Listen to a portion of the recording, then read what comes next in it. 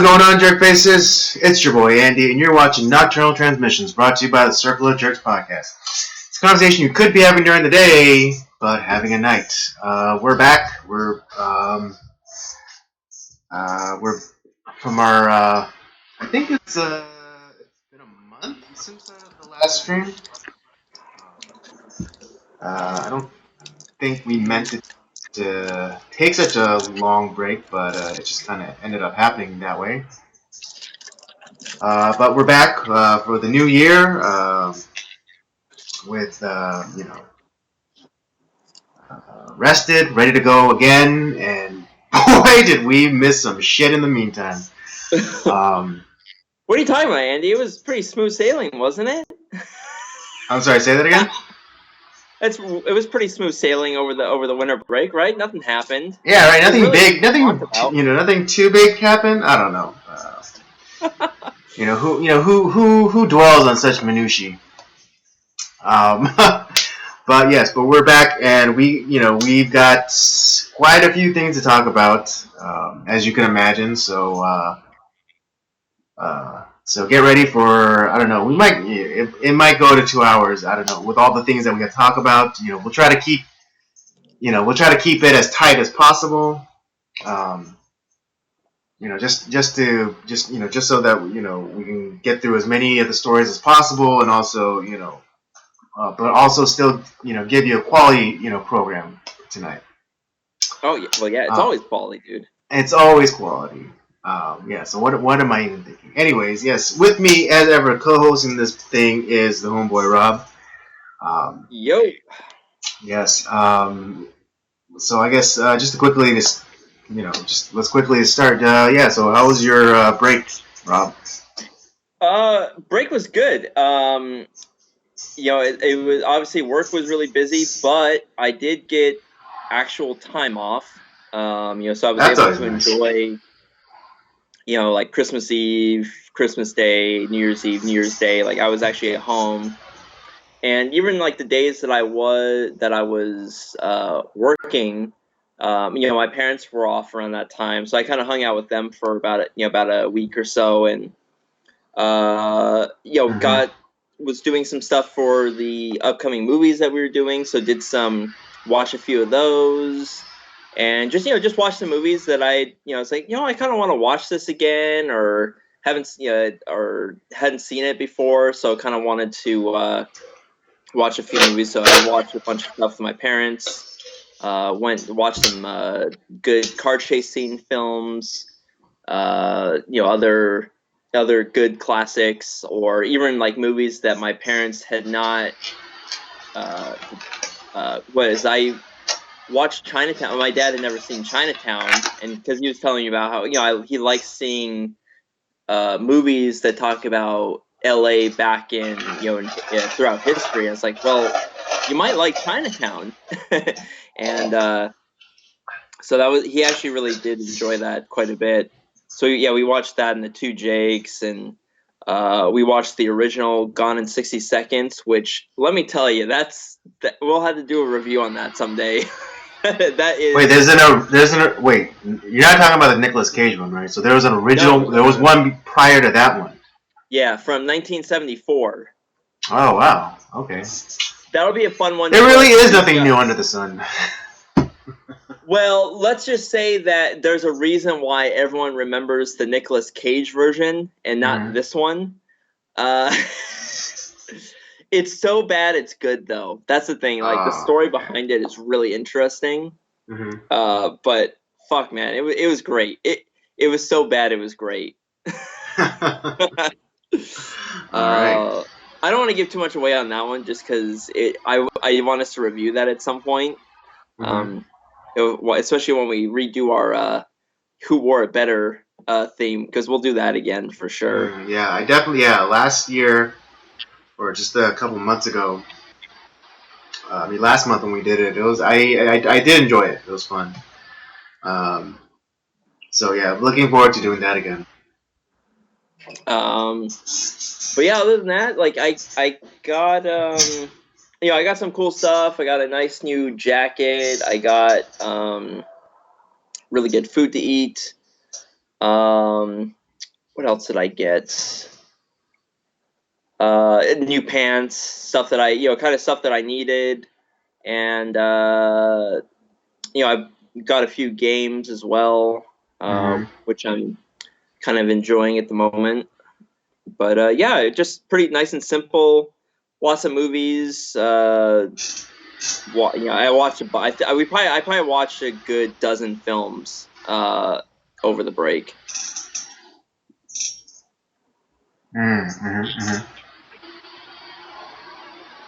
Cool.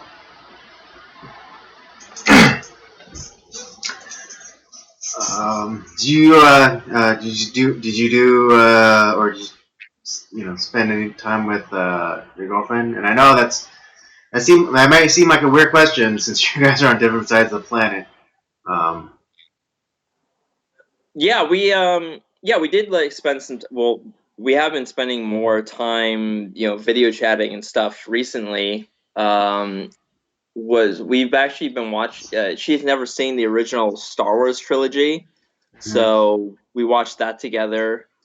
Or just even just stuff with being around the house and stuff like that. It's like, she's just hanging out, and yeah, so I did spend time with her, which is great. And yeah, just had a lot of fun. Just didn't really. Work kind of took a lot out of me, so it was just kind of nice to relax and not really do too much. I see. Yeah. As for myself, it was very restful. I will say that. It was nice not. Well, even though I did work to get the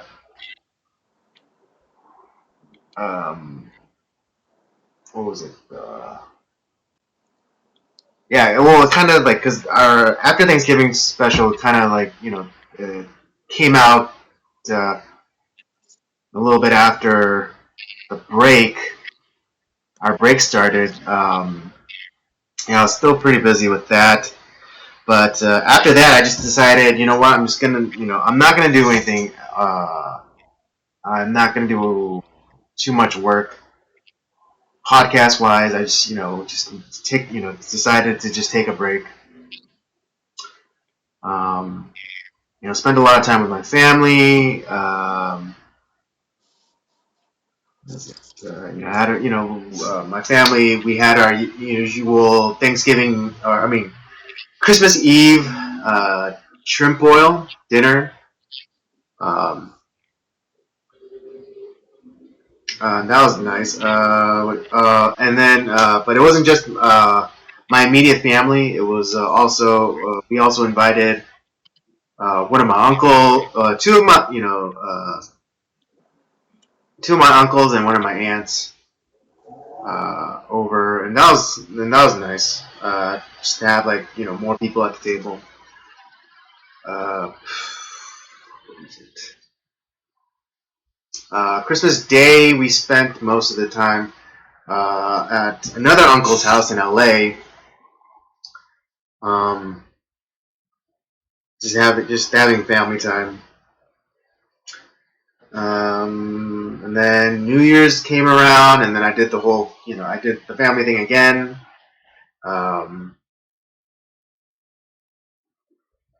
Practically spent the entire day with my family. Gave some money away to my nieces and nephews.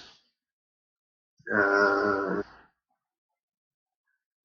that was about it for me. Although I am still pretty irked that my nieces and nephews don't actually have to do. They don't have to do the traditional greeting to get the money. What? Yeah, I know. Well, because I told my two of my nephews, they had to go, back home because I think their mom was sick, or they had to go visit their mom's side of the family. But there's my family was just handing them money as they were walking out the door, and I'm just sitting there kind of I'm pissed off. Like, what the hell? Like, if back in, this is back when, back in my day, if I didn't do it exactly right, if I didn't do the bow at the exact right angle and say the greeting correctly, I would have to repeat it until I got it right. And then, only then would I and then I'd have to sit through like 5 minutes of, oh, be a good boy, don't, do good in school, listen to your parents, eat your vegetables, that kind of spiel. And then I would get the money. Fucking ingrates. And then like these kids, like it's like, oh, we gotta get out of here. It goes like, oh, okay, just take the money. And it's just like, no, I'm not giving my money to them unless they do like the bowing and the greeting and all the things that go with it. It's tradition. It's supposed to be that way. It's supposed right. to That's what I'm saying. And then like I'd give them money every day if I wanted to. It's like, here, take this money. It's like I can do that. That's yeah, I know. It's like I can go over their house, like, yeah, here's some money. And, there'd be no difference. Rich Uncle Andy just slewing money at it. Yeah, and then one of the youngest nephews, he was like, he was kind of being a little uppity towards me. So I was like, hey, if you keep the attitude up, I'm not gonna give you any money. And he was like, you kind of like calling my bluff on it. It's like, oh, I don't care. I have $300 saved up. Woo. I was like, is that right? So yeah, I don't know what, like, these kids nowadays, it's like, don't show any, just don't no respect. Fucking kids. Yeah,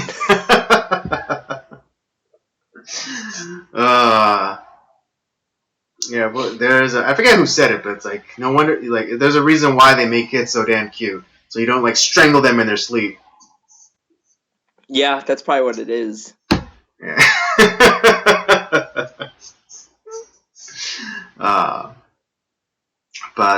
Also, I did have a job interview just the other week. It was for a teaching position.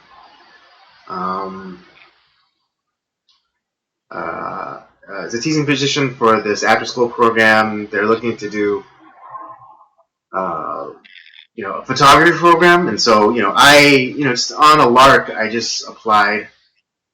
Not expecting to hear back from them, and a part of me hoping I don't hear back from them, but I did hear back from them, and I interviewed, and I don't know, just the guy seemed really eager to just be like, yeah, just come on board.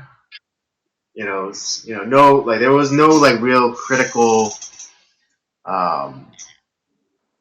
questions asked of me. It's just like, yeah. He's like basically the week I interviewed on Tuesday, and then the interviewer was like, yeah, so can you start on Thursday? Like the Thursday coming up that week. I was like, what? Well, I guess that's good news, though. I suppose so. And then so I told them I couldn't do it that Thursday because it was like so sudden. But also, like, I checked my, I also told them I check my calendar to see if I had time. But I emailed them back with my schedule, and then also because in my enthusiasm, I forgot to ask what the job paid, and so right. I emailed them. I told them I get back to them by Friday, and so I sent them up an email, but I, as of yet, haven't heard back from them. Well, we'll see, but so, I mean, it's something. Yeah, I mean, I'll probably call him up tomorrow, just so I can talk to him on the phone and not just like wait for him to respond to emails or whatever. Right, yeah. But yeah, if I do get this job, it'd be nice, side income, in between doing, trying to find other photography stuff. Well, that's awesome, man. Yeah. Well, I can't help but laugh at the irony that because I used to do this sort of thing like 10 years ago, and now like I'm kind of coming back to it, and so it's it's Finds a way. yeah, it's you always kind of circle back to the thing that you're best at, I guess. All right. Yeah. Well, okay. We'll with that all. I think we got we caught up enough in our own personal lives. Let's get into some of the stories. I think let's start off with the baseball story. Oh, okay. All right. See, this is we've been off for a few weeks, but we're still in sync, dude. This is Yeah, exactly what I was. great minds. We're lockstep with each other. So yeah, So since you got the so we scoop have on that, I'm gonna let you take the lead on it.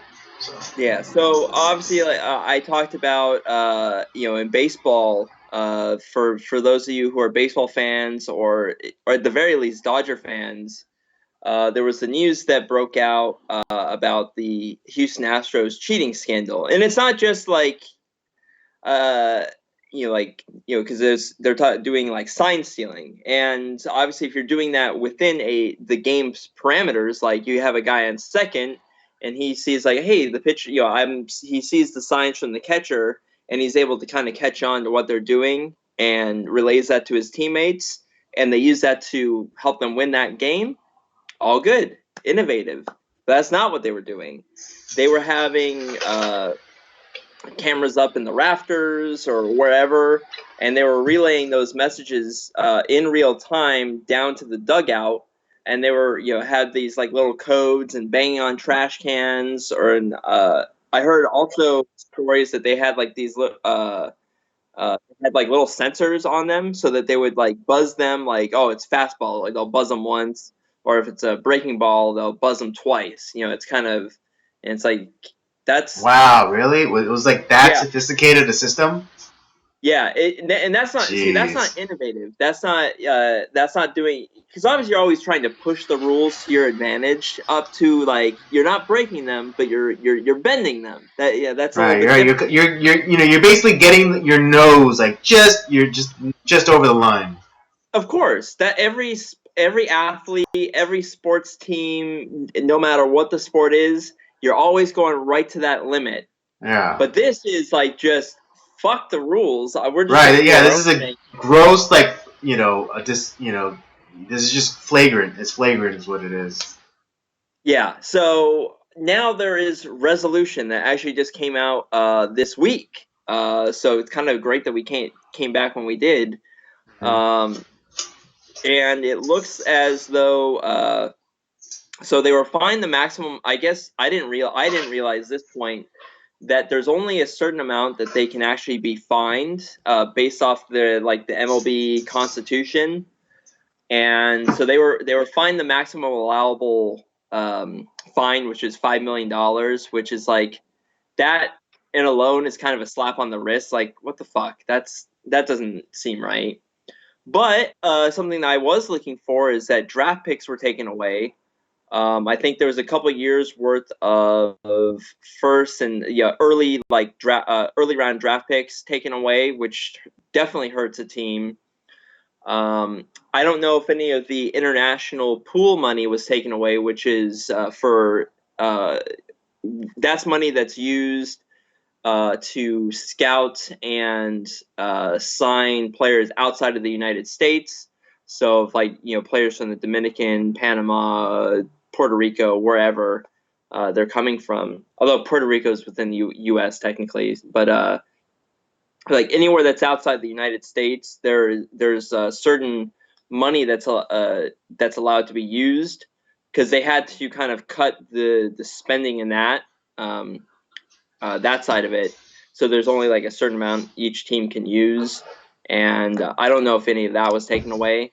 But here's where I think they had the general manager, the former assistant general manager, which is that Tobum guy that we talked about, who was fired, and I think is part of the team that like was one of the anonymous leakers of this story, because he got fucked over. He and the manager were suspended for a year, but the owner, Jim Crane of the Houston Astros, ended up just firing them after that, just kind of cut ties with them. But here's another aspect of it. Through this investigation, it's also looking like the team that won the World Series the next year after that, that played the Dodgers again, the Red Sox, also is in trouble. And it's the manager of the Red Sox, Alex Cora, who was at the time a bench coach with the Astros in 2017, moved over to the Astros managing position in 2018, and looks like a lot of the same shit was happening over at the Red Sox as well. And it's looking at MLB hasn't come down on him just yet, but it's looking like it's probably going to be about the same type of punishment for him. And the owner just fired Alex Cora from the Red Sox position because he's probably going to be suspended for a year. And who knows who else is going to how it's going to hurt the Red Sox as well. Damn. And so it's it might be kind of the same punishment, I think. And hopefully this will be something where if there's any sort of like this will become kind of one of the next kind of cardinal rule, the cardinal sin in baseball, that if we even sniff that you're doing this, this is the punishment, this is what's happening, and that puts an end to it. Because I don't want this is a stain on the game, just like performance enhancing drugs were, just like the mob betting, the mob trying to get into baseball with all the betting scandals back at the turn of the century. Right. And it's like you just get rid of these guys. That's what you have to do. And it kind of keeps us like, oh shit, they're serious about this. Like we just don't even go near that. We don't do that anymore. And yeah, it's nuts, man. It's still kind of bittersweet because, would we have been more competitive? Would we have gotten our ass kicked like we did in 2018 against the Red Sox? Could we have won that one? What hurts more with the 2017 World Series is because it was so goddamn close. It went to a Game 7, and there was a few games. It's like we probably should have won those games. And it's like we could have been a World Series champion. We weren't. And it's just it's where I guess, and a lot of people are saying like, oh, why aren't the Dodgers saying anything? Maybe they're part of it too. And I don't know if that's true or not, but what it sounds like is that MLB put a gag order on a bunch of on all the teams that says that they can't talk about this to the media and stuff until. Actually, even after the ruling, there's like they're not allowed to talk about it. It's like it's just kind of like we're done with it. Where MLB's handling it. Don't say shit. So right. Well, it's a conclusion. Yeah, I mean that kind of makes sense in a way because if you're if it's constantly in the media or it's like constantly being brought up, then it's just it's something that's never gonna die. And also, like there won't be what is it? There won't be a chance for that particular wound to heal. So I kind of understand the idea behind the gag order on the Dodgers or any other like players. But yeah, that's some like fucking shady shit. Yeah, it is. Right. I mean, first we just thought it was the Astros, but then all of a sudden, the Red Sox too. It's yeah, and it's like who knows? Would any of these would the teams have made it to the World Series? We don't know. Would the Dodgers have been beaten as badly as they did in 2018? We don't know. And the thing is, it is not just the Dodgers. I say this as a baseball fan. It's like every fan of every team that like the Yankees should be pissed off because the Astros beat them in 2017 to get to the World Series. Right. That the Yankees were a good team. Did they get cheated out of a chance to go to the World Series? And or even any of the other American League teams like the Yankees were one in there. I mean, you got the all these teams that maybe they could have made the playoffs.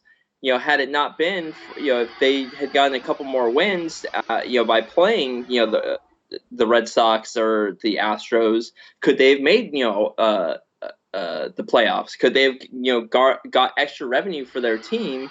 To help their team, continue on and get better. We just don't know how many teams were affected. And it's like a fan of any team, especially in the American League, should be fucking furious. And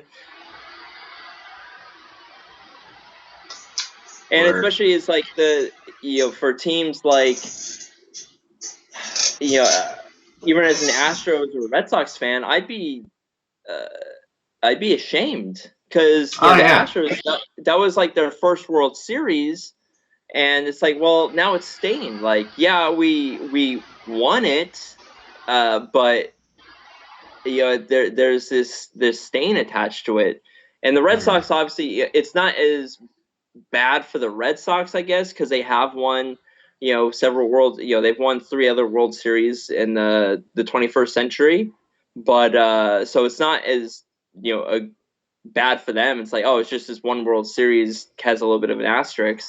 But for the Astros especially, it's like, man, this is our World Series. We finally won it, and now it's like it doesn't mean anything. Right. Yeah, and I think that's that's more of a shame. That's just more of a shame than to have been annihilated in the World Series. It's just.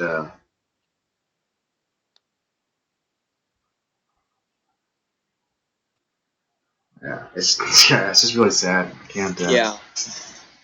So I am kind of glad that it wasn't just like a slap on the wrist. Like it's actually right. At least they're taking a stance and making sure that everyone knows that this sort of thing isn't going to be tolerated, and there are definitely consequences to being assholes, basically. But so but like I said, I'm happy there's a conclusion. It doesn't take away the fact that we still lost both those World Series. Even if they were to say like, oh well, the Dodgers won the 2017 World Series, like, no, we didn't. We didn't win it. Right. But it's like we were cheated, yeah. But it's like it was just right, because I wouldn't want that World Series win. Because even if the governing body of Major League Baseball decide to overturn the results and say, okay, we're going to give since the Astros cheated, we're going to give that title to the Dodgers. It's just like no one wants to win it that way. No one wants the title like that. Exactly. Yeah. So. I mean, hopefully, this probably won't be, but at least for a while, I hope this is the last, kind of big scandal that happens within a major league franchise or any major league team. Yeah, I hope so too. This is this is huge. This is huge. Mm-hmm.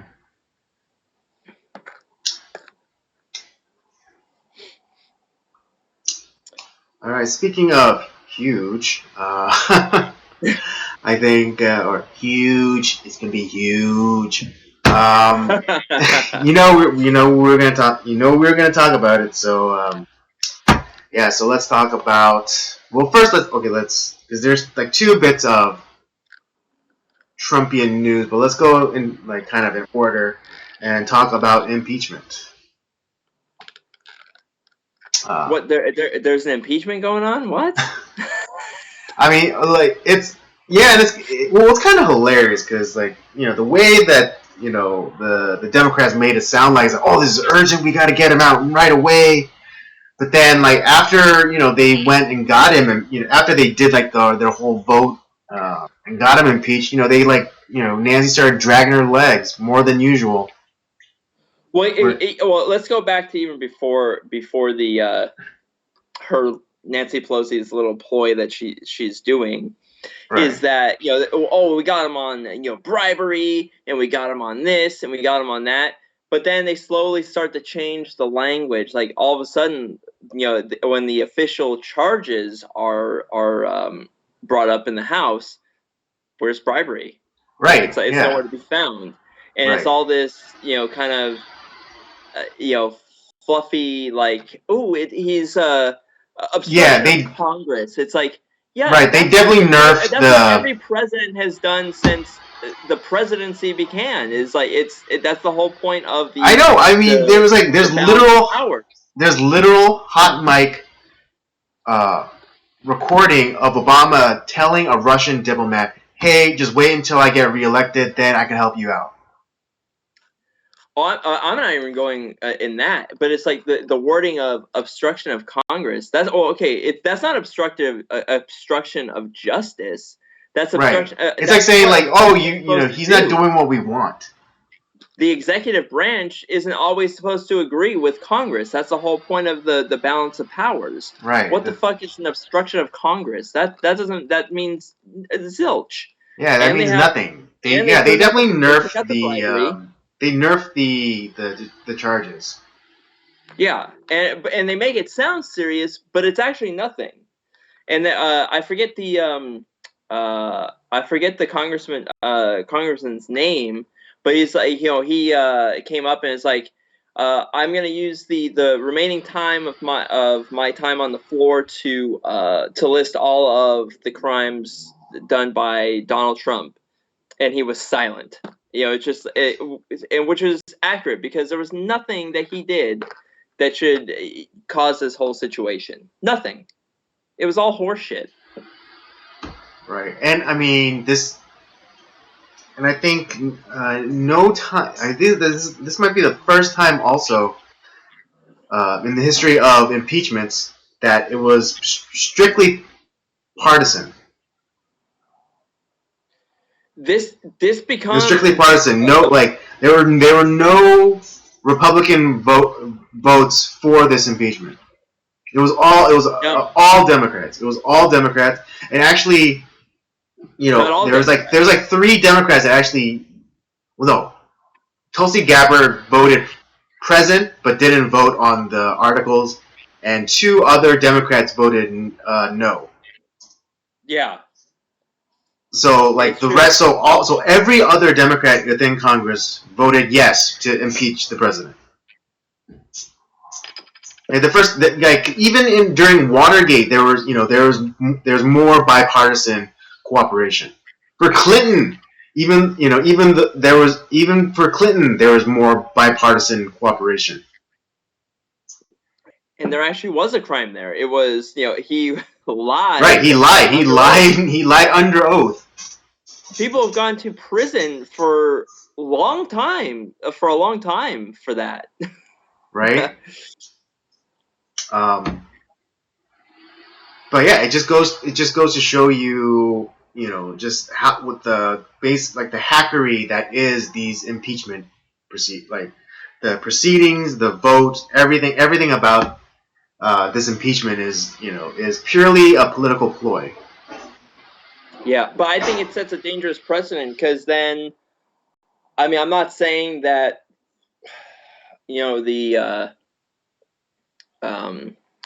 that the Republicans would do this, but what happens when a Democrat gets in office? Are we going to do the same thing? It's like, well, we elected the guy, but so we're just going to create.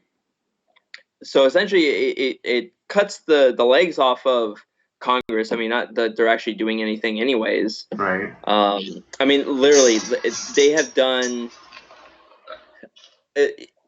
They've done zero. They've done nothing.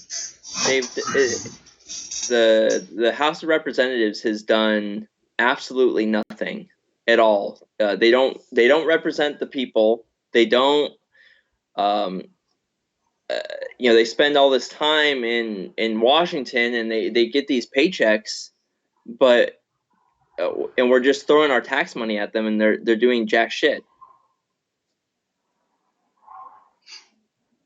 Exactly. And yeah, and because what is it? These people don't actually live in the districts. They're supposed to represent. Like Nancy Pelosi and all these guys, they haven't lived in their district in ever. It's like maybe at one time. It's like since they were born, basically. Yeah, I mean. But even then, it was not even because because Pelosi is she comes from a political dynasty within Northern California.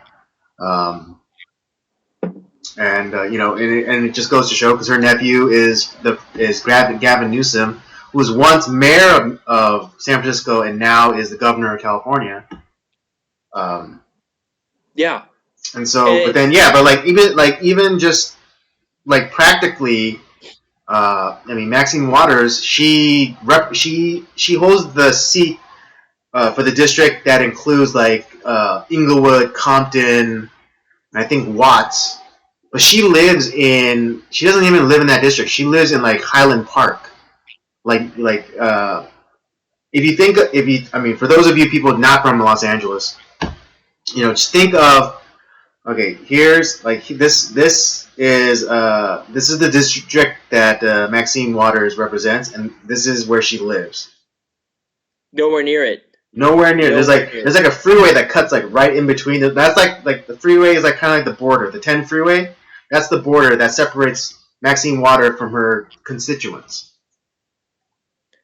And that's even the very little time that she actually spends in California. Right. When she's when she has to be in Washington to so-called represent her constituents.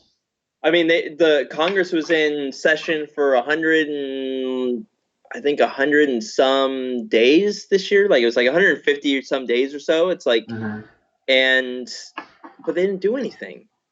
They literally didn't do anything.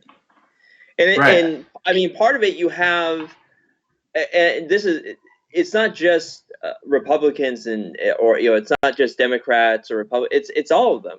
And part of it is you have the Democrats who are trying to, this coup to steal the presidency. But then you have the Republicans who are trying to go against that. But that's not, this whole thing is not the will of the people. That we elected Donald Trump. Okay, if you don't like the guy, there's a vote, in 2020 that's coming up, any minute now. And so if the people who, that's, we the people, if we don't like him anymore, there's this whole thing where we can vote him out. It fucking infuriates me. I can't stand, we're stuck in this debt crisis because we're paying these people too much fucking money. We're throwing $4 trillion of tax money at these guys through state and federal taxes, and yet they keep trying to gouge us for more and more money for these programs. And we need more better health care, and we need to eliminate student debt and all this other shit. And it's where you already have $4 trillion that you're stealing from us to do nothing, and and it's it pisses me off. We're throwing money at all these entitlement programs. We're paying their salaries. We're giving money to foreign governments that are telling us to go fuck ourselves or death to America.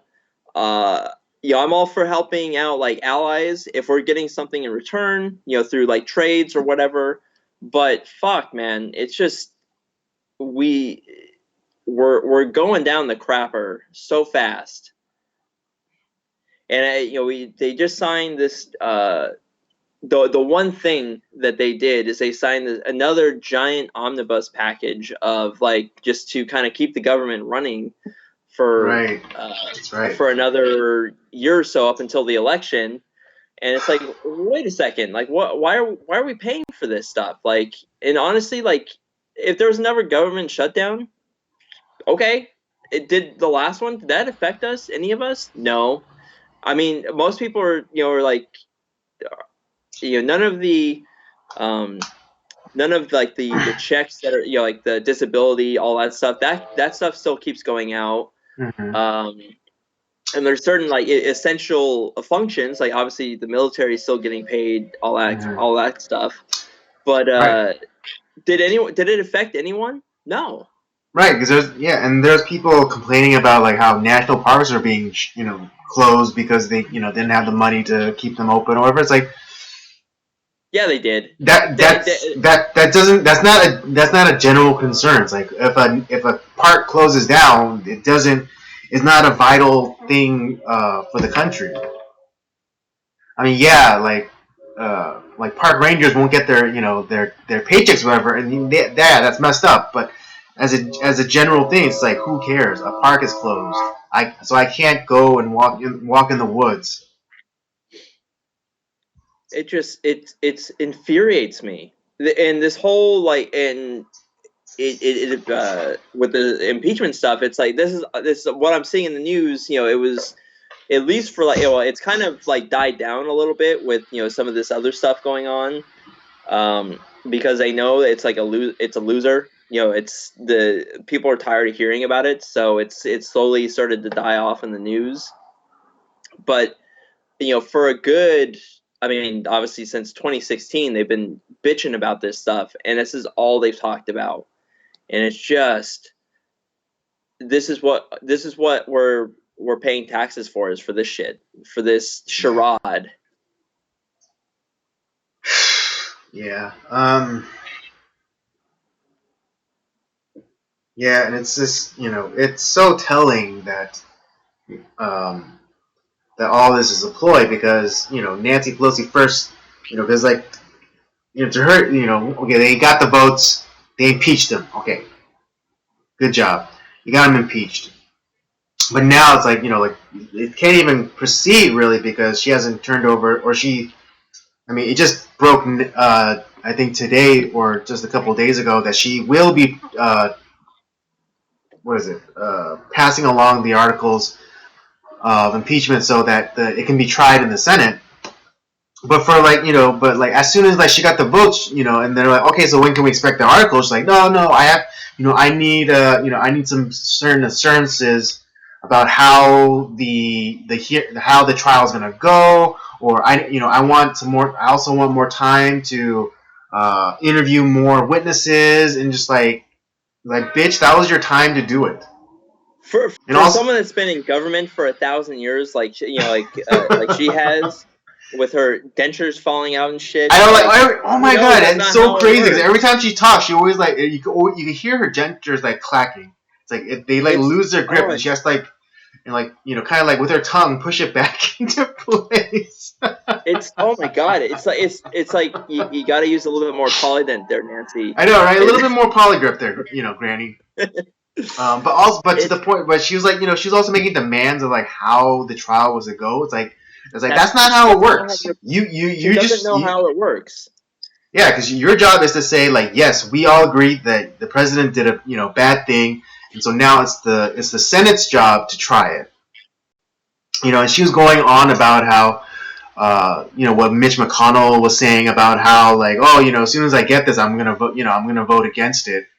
And she was like saying like, oh, well, that's very that's not very impartial. And it's like, you know you're supposed to uphold the Constitution. It's like, bitch, then all the Democrats in the House voted to impeach this guy. All the Democrats, not a single Republican. And you're talking about unbiased or nonpartisanship. And to be honest, here's the other thing too: is why are we?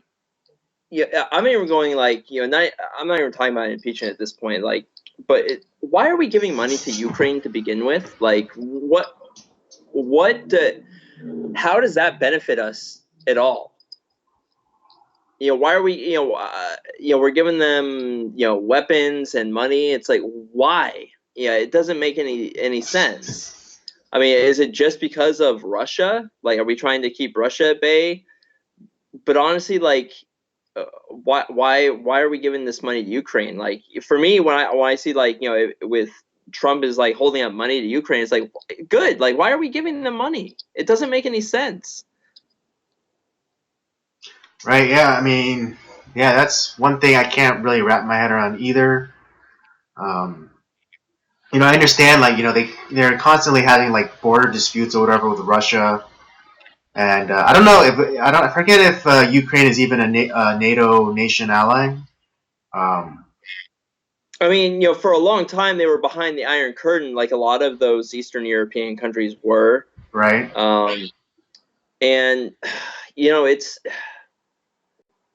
and like I said, I as an American, I don't need to be privy to every, like, obviously, like, national security stuff like that, but the government has lost a lot of credibility in a lot of ways. I mean, obviously, if we're going up against foreign governments that are our adversaries, obviously, I don't want us, broadcasting on the news why we're doing what we're doing. So, I mean, for if there's something credible going on in Russia, and us giving stuff over to Ukraine is helping to quell that, why we're doing that's fine.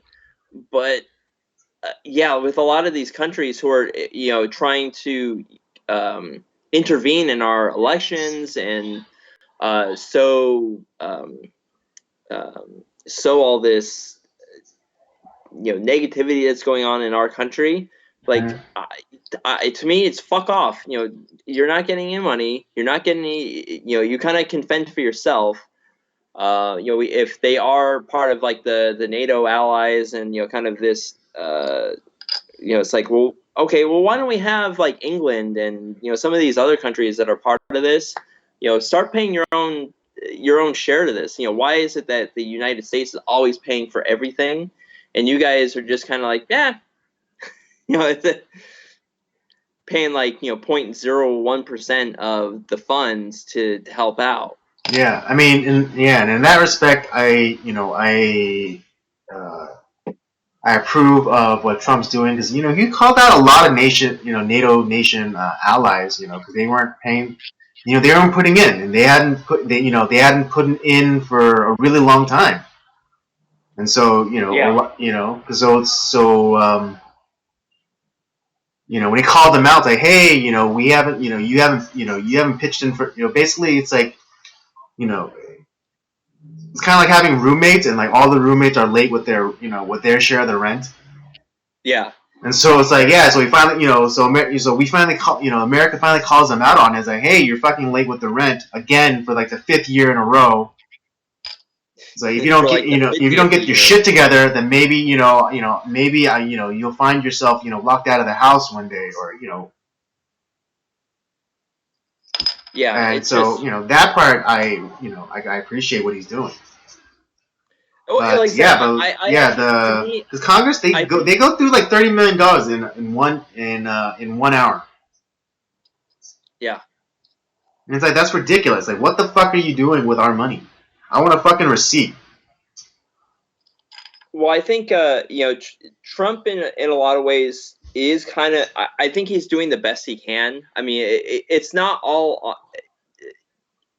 I see it as, we put all this focus on one man to running the country, and in reality, that's not who has all the power. I mean, he has power. Don't get me wrong, but you have one man, who's seeing, like, all this. He's been talking about this stuff since the 80s, Right. and so I mean, he knows what I think he knows what he is trying to accomplish, but it's so hard for one man to accomplish that, Right. and Yeah. there's so And much going against him. right. And Um, to be fair, like, yeah, it's not like, again, to be fair, it's not all his doing. He just inherited what his predecessors have done. And even the predecessors within, like, Congress, because it's the Congress who largely kept abdicating their powers and responsibility over to the executive. right. And so, so Trump is, everyone's saying, oh, Trump has too much power. Trump has too much power. It's like, well, yeah, because past, Congress and, past representatives have all abdicated their responsibility, and their power over to the executive. Well, and our past president, Woodrow Wilson II, Barack Obama. I mean, that's essentially like he is kind of like the second Woodrow Wilson. That's such a great euphemism, or that's such a great analogy.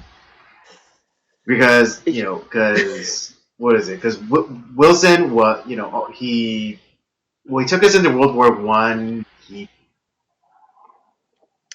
But he disdained the Constitution. Yeah. He tried to eliminate as much power from Congress and the legislature and the judicial branch as much as possible, and to kind of give himself the power. Mm-hmm. He had he tried to create the League of Nations, which was a flop, which is now the United Nations, which is also a huge flop. Mm-hmm. Which is essentially like America paying billions of dollars that these other countries are not paying into. Then you have Woodrow Wilson was also incredibly racist. I mean, he was okay. The first movie to be played at the White House was Birth of a Nation. Yeah. And for those of you, not hip or with it, Birth of a Nation is about the Ku Klux Klan. Yeah, and not in a bad way either. They're the heroes of that movie. Oh yeah, it's we'll have I think we're gonna do a silent month for movie reviews. That's definitely gonna be on there, just because it is a historically significant film in a lot of ways. One, because it was the first film ever shown in the White House. But you have, in a lot of ways, you have maybe not as overtly racist as Woodrow Wilson was, but Obama definitely flamed a lot of the racial. He could have done a lot to subvert the racial tensions. He could have done a lot to heal. The racial divide.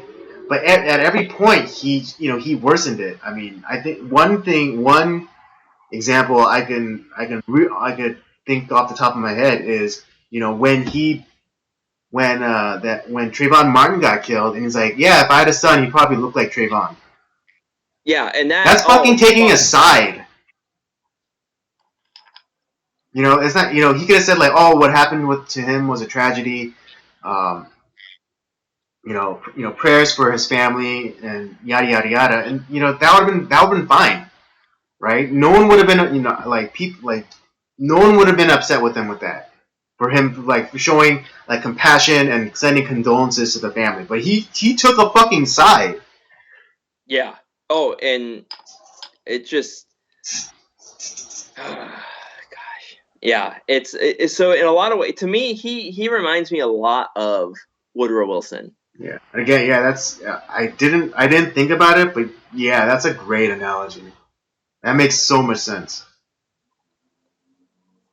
And it's kind of like he is kind of this very this elite in a sense. You had Woodrow Wilson, who I think he was the I forget which Ivy League school he was the president of. I don't know if it was like Harvard or Yale or something like that. He was the president. I don't know if it was before or after he became president. No, it was before, because he died shortly after he left office. And you have Obama, who was kind of a similar type of elite in that sense. I mean, I came from Hawaii, but it's just there's a lot of similarities. There. Yeah. But this is part of the reason why the executive branch has so much power. I mean, Barack Obama was writing executive declarations left and right. It's like because Congress and right. I mean, they couldn't stand him. They didn't want, and he would he'd veto what the people wanted and just write shit into law. Right. I mean, even Obamacare, that was an executive order. I mean, Obama only got Obamacare passed through executive order. Yeah, I have a pen. I can do it. That was his mentality. Mm-hmm. Because he's our better. He knows better than the rest of us. So that was his thing. That was his mentality.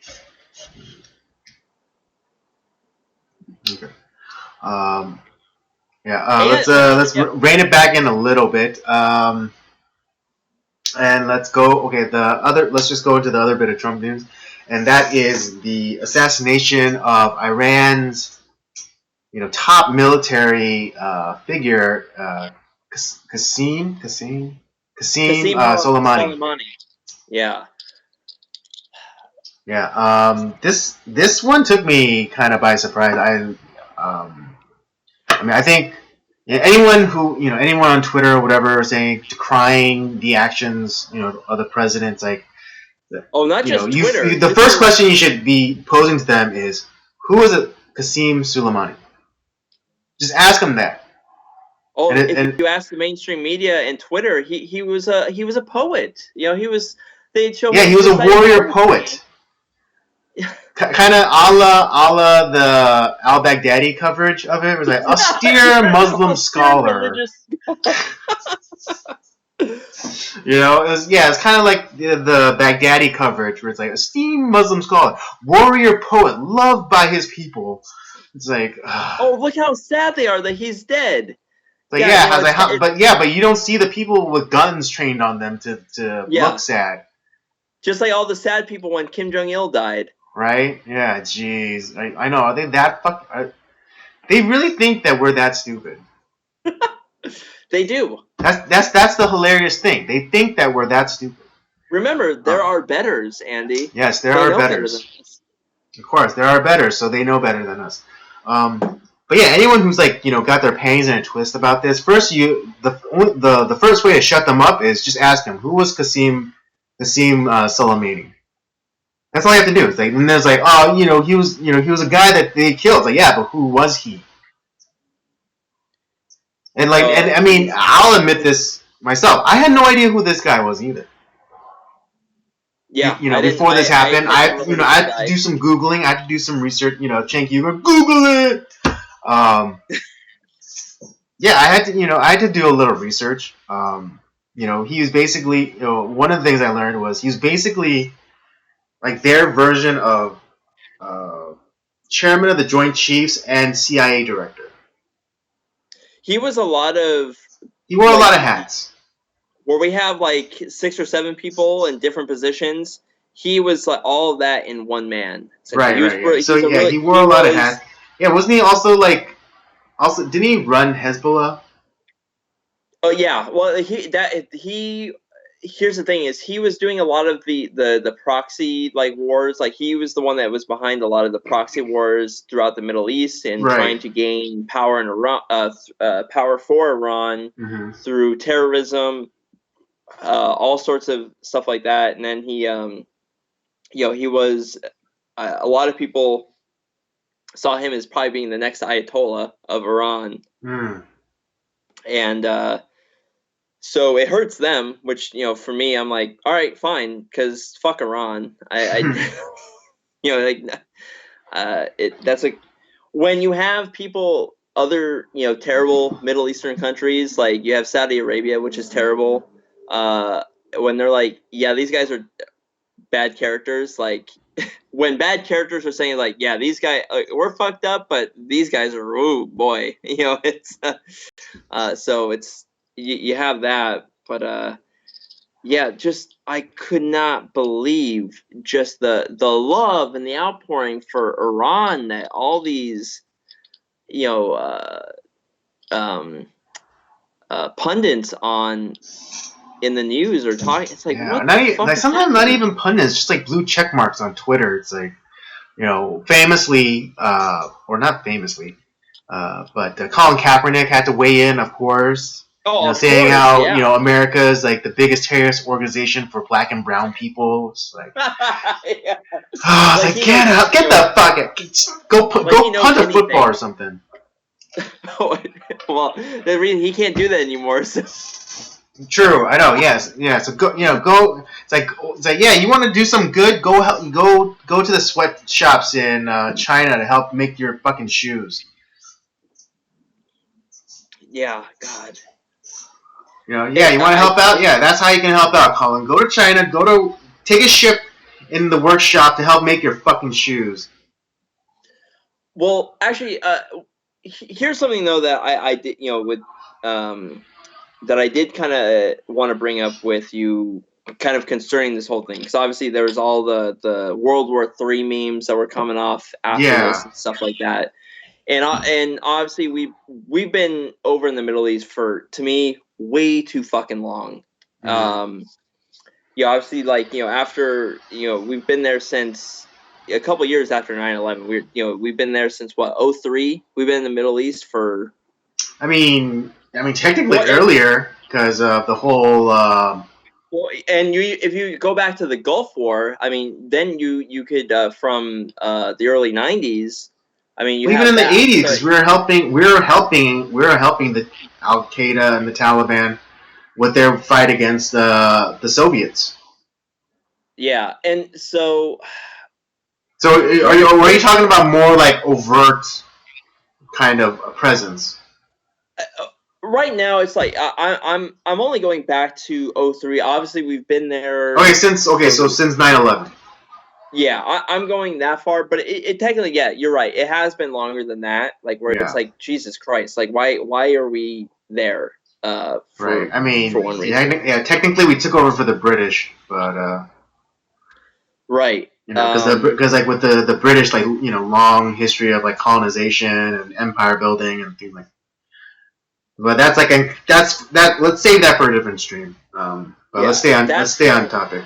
But no, I am kind of curious of your thoughts of, you know, are you kind of like one of those people? It's like where, as far as like us, being over in these foreign conflicts, like, sure, if we're there to like help an ally for a short time or to provide, like, well, to me, I don't want to provide funds and stuff, like, because there's people that argue that we're fighting wars for Israel, or that we're doing all this stuff for other countries, not for us. Like, Uh that huh. they're, the reason that, a lot of the reason that we're over there, still, like, over there. I mean, we had reasons to be there initially after what happened in 9/11, Mm-hmm. but really, like, we kind of took down some of those powers fairly quickly. Instead of just saying, "Oh, well, we're getting the fuck out of here, we're done." Um, we kind of had this broad war on terror, and it's, what have we accomplished exactly? To me, I don't think we've accomplished anything, and it's kind of a worse version of Vietnam in a lot of ways. And do you think that we should just kind of, like, tell these countries to kind of, in a way, go fuck themselves and, like, stop, leave having our troops there, all that stuff, and just kind of focus on, what's going on in the United States and fixing what are our issues here? Where I don't know where you kind of stand in that. Well, I would. I think ultimately, yes, we should get the fuck out of there with all haste. Because we really have no business being there. You know, um, because we can't afford to devote our devote resources and personnel to a conflict that is in a lot of ways illegal. Um,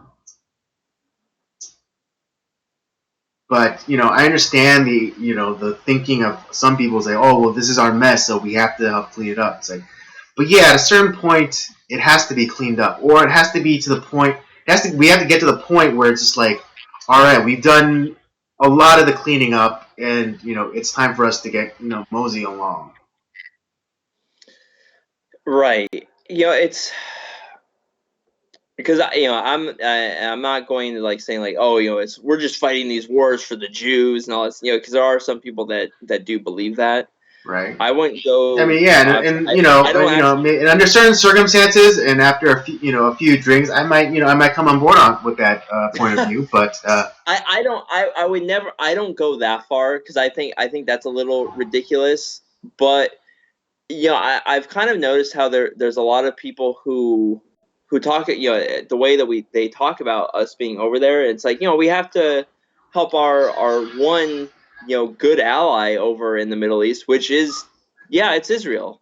But Israel can they've been defending themselves for quite a long time. Even going back into the, you look at the war from like their war in '67 to kind of keep their independence and all that stuff. I mean, they can take care of themselves. right, I mean, because they're an ally, and they're a member of. I believe they're a member of NATO. Yeah, and And so so like a lot of like the equipment that we have, that we enjoy, or like our military benefits from, Israel also has access to, and we've done a lot of, we've given them a lot of aid, especially in terms of border security. Um, yeah, so I think they're in a relatively good position, and so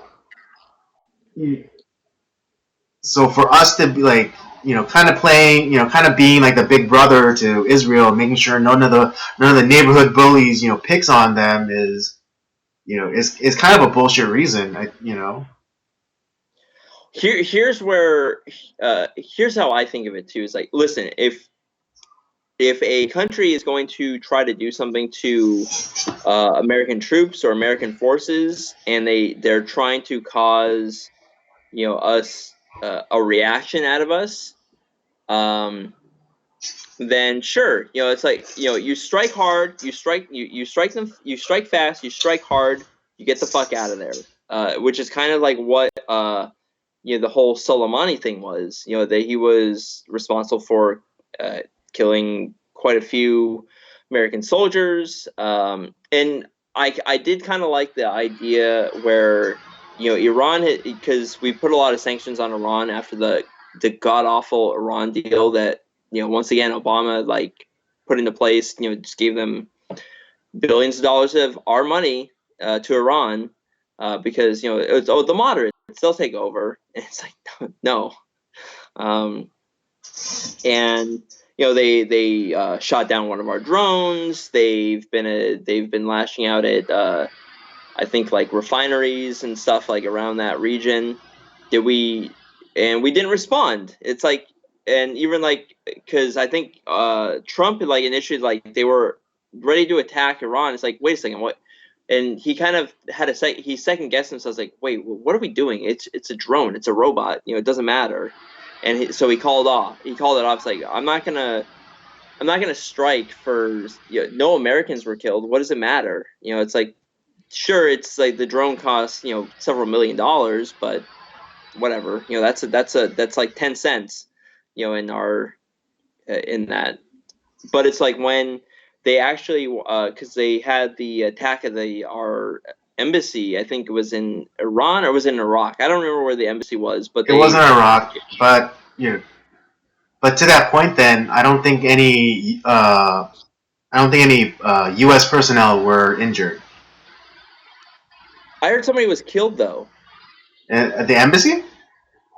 I don't know if it was the embassy, but there were Americans killed in something that Iran did over there. Well, I know about But it was in the this. American contractor. Yeah, that's what I'm talking about. And I think that's where it's like, okay, well, and that's when they had intelligence that Soleimani that he was in Iraq, and it's like, well, you Right, know what, we're gonna take, even though he wasn't supposed to be there. even though he wasn't supposed to be there, and it's like, well, we have him. We have, do we take him out? Do it. Boom. And it hurts Iran. And after all the stuff that they've been kind of lashing out like a like a tantrum child because we're not we have we have sanctions on them. We're not giving them money. We're not giving them aid or whatever. And so they're lashing out in the region, trying to stir up dissension among our allies and all this stuff like that. And that I'm fine with. But like, yeah, it's like we just need to get out of there, dude. I'm so tired of us spending all this money over there, losing American troops over there. I've been over there that are have came back where they're fucked up with like injuries or the fuck head, and it's got to end, man. Agreed. And I Yeah. think I think Trump is trying his best to get guys out of there. Obviously, we had him take guys out of Syria. There has been some movement in that direction, but it's a mess that's been going on for several presidencies now, and it's like it's gonna take time. But man, I hope that we can kind of slowly start getting out of there and really kind of focus on stuff in our nation, because our nation is kind of it's fucked up, man. Agreed. Yeah. So we both feel that American forces should pull out of the Middle East. Yeah, and it's and well, I'm not saying that we necessarily need to spend less on our military, because obviously, like you want to be prepared, you want to be strong, you don't want to be like caught with our pants down, which is what Obama was trying to do. Like he cut so much readiness out of the military. It was ridiculous. So I got out just as Obama was coming into office, and after I think it was like 6 months after I got out when he was elected, and it was, oh my god, it was a shit show, because a lot of my friends were still in, and they're saying, dude, like, I mean, there was a threat that they weren't going to get paid, and it was not good. So we have Trump now, who's for the military, but he wants to get these guys out of there, and we need to be strong. And a lot of people say, oh, we need to cut the military budget in half and all this stuff. It's like, no, we can still spend strong on our military, because really, if you look at the national budget, the military spending is maybe 10 to 15% of what we spend our money on. It's these goddamn it's these congressmen and Senate paychecks, these bureaucrat paychecks that are way too much. These guys are they're not living in their districts, they're living in Washington D.C., and we're paying for them to live there. Right. I mean, that was like the whole thing with Cortez, and her, her bitching about how expensive it is to live in DC, and she's like, oh, I don't have enough money. It's like, well, why don't you go Airbnb that shit for a little bit, or here's a crazy thing. Why don't you just go ahead and live in your district that you were there for like 5 seconds to get voted in, and you never lived there. Right, that too. Then you have, and then we're spending so much on. So to me, this is the important issue, like how much money we're spending and how much debt we're in, which is gonna fuck us, because we're in our 30s. When we get to our 50s and 60s, what are we gonna there's all this shit on Social Security, is a Ponzi scheme that needs to go away. We've thrown money away for our entire tax paying life for Social Security. That's, I mean, now it's what's going on 15 years that we've thrown money away to the government on our Social Security that we're never going to get back. Right. And before, Social Security was a completely voluntary thing that you paid into. It wasn't taken out of your paycheck. We are held at gunpoint. It's like, you're paying Social Security. Like, wait, what? Yeah, I was like so, but I'm not gonna receive any of the benefit for it 'cause I'm just paying for the generation before me. And I don't resent like my parents' generation for getting Right. Social Security. I mean, Like, yeah, neither do I. it's not their fault.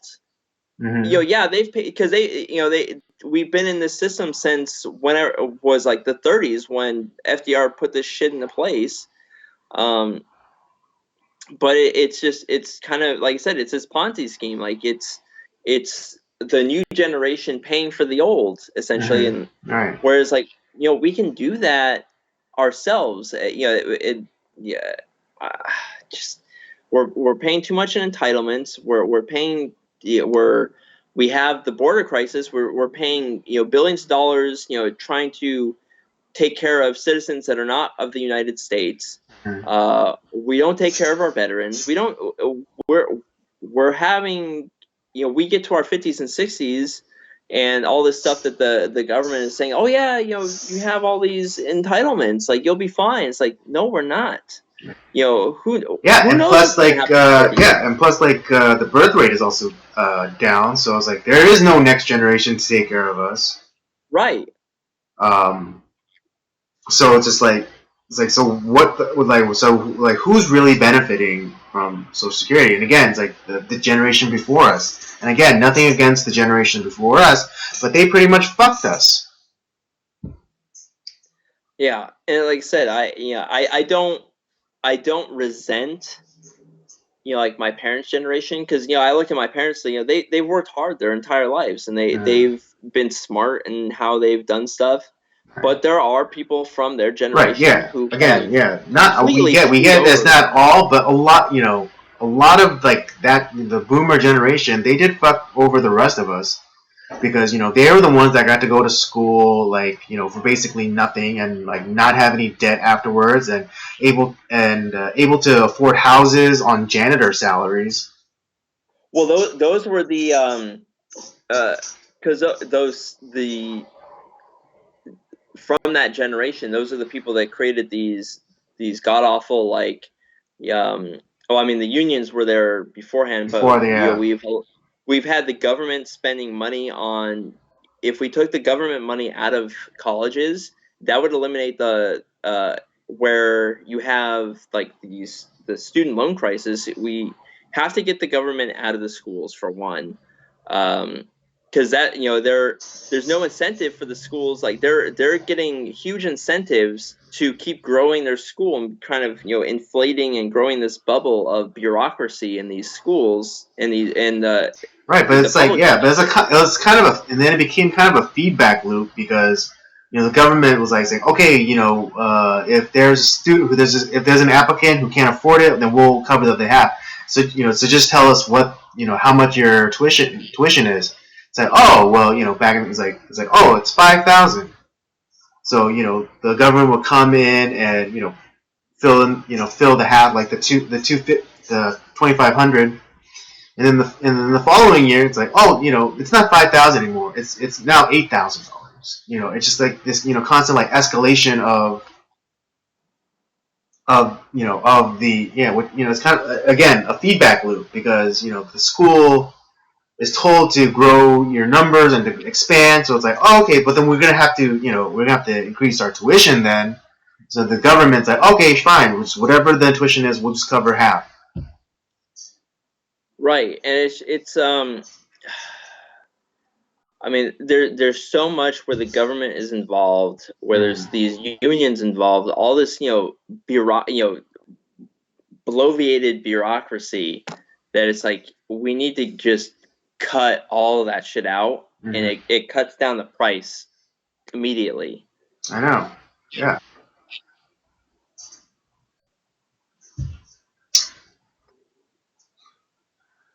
All right. Kind of. Well, we Sorry, just I'm, followed I'm, the path. We just followed the path, but we took a it lot. We pisses me took a off lot of how much turns. it pisses me off how much money this country pisses away. Yeah. But yeah, so Trump ordered the assassination. Let's just call it that. The assassination of Soleimani. And Good. Fuck yeah, them. I don't care. I honestly don't. I don't have any. I don't have any negative feelings about it. So but not to say that I think I'm not saying I necessarily glowing feelings about it, but I just don't have any negative feelings about it. I'm not going to celebrate a man's death, but I'm also not going to cry in my bed like CNN and the rest of the Warrior poet. who also don't give a shit about this guy. Right. For one, but they want you to care for some reason. Yeah, I just don't get it. He was an evil man that he's probably rotting in hell, which is fine by me. Mm-hmm. Yeah, it's like it's that scene in Little Nicky where Hitler comes in and every day he gets a pineapple shoved in his ass. I hope it's one of those things. It was like the worst figures in history. So like Hitler, Mussolini, Karl Marx, this guy. I hope it's like a block within Satan's schedule to go in and shove a pineapple in their asses. I heard it said that Winston Churchill said that if it was concerning Hitler that had he if he saw Hitler in hell, he'd have a lot of nice things to say about the devil. It's there's a lot of no. If Hitler invaded hell, he'd have a lot of good things to say about Satan. Okay, that's what it was. Yeah. It's the same with like the Soleimanis and these fucked up people that we've killed throughout history. That it's like maybe Satan's not so bad sometimes. Yeah. He serves a purpose. That's all I'm saying. Yeah.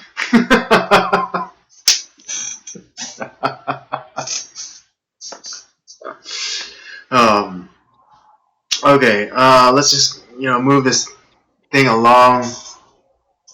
And let's go into Australia because the last story will still flow seamlessly. So, or like either way we tackle the stories, it'll just flow into each other perfectly. So, but let's just start with Australia. If you didn't know, Australia, most of the island continent of Australia is on fire. The poor koalas. Yeah, the poor koalas and the kangaroos. They're experiencing it. Because don't forget, for those of us in the northern hemisphere, we're enjoying a nice, winter. But for people in the southern hemisphere, they're experiencing, it's their summer, and so, and also Australia has been suffering from a bit of a drought. So there's a lot of arid ground, in Australia right now. And if you saw the map where it was like all, everything was on fire. It was mostly on the coasts. But then that's also where the majority of the population is. Right. Because most of the middle of Australia is just wasteland. Yeah, it's like kind of like Sahara mixed with a little bit of the Southwest here in the States. Right. So yeah, it's fine. Yeah, the whole, and I'm sure you've seen it like on your Instagram feed with like with all the Insta hoes and stuff putting up pictures back when they were in Australia and they got to hug a koala or whatever, or putting pictures of koalas on fire. And quick side story though, koalas are fucking stupid, and here's why. So don't get me wrong, yeah, they're cute. I love this. I love the opener for that. I love the opener. It was like, koalas are fucking retarded. They are. Here's why. All right, So do explain. because koalas, they have they eat like the eucalyptus leaves and stuff like that, right? Uh-huh. But the koalas are so dumb that they will only, if they eat, they won't eat any eucalyptus leaves. They'll only eat on like certain like their own trees and stuff like that. And so if like they don't like it, so they can't like migrate to another eucalyptus tree because it's like, they're kind of like elites, like, ew, that's ew. I don't want to eat that. That's yucky. Oh, so they're snobs. Okay, they're eucalyptus So they're snobs. But then they get, because they'll stick to one tree, and they're nocturnal creatures, but they'll sleep on the tree, but they'll get tired and they'll fall off and they'll die. That's so they have these. The reason that koalas are still, here's why the koalas are still alive, because humans feel sorry for them. Right, human intervention. Like, the poor cute koalas. So they have these koala sanctuaries where they will figure out what these koala, their nutrition is, and because a lot of them are malnourished. Mm-hmm. And these reserves will protect, they'll give the koalas the stuff that they need in their bodies, Mm-hmm. which is why we still have a fucking koala, population to begin with. But they're koalas are stupid. I don't know. The only reason that they're still alive is because of humans. They would have died off a long time ago on their own. They're stupid. And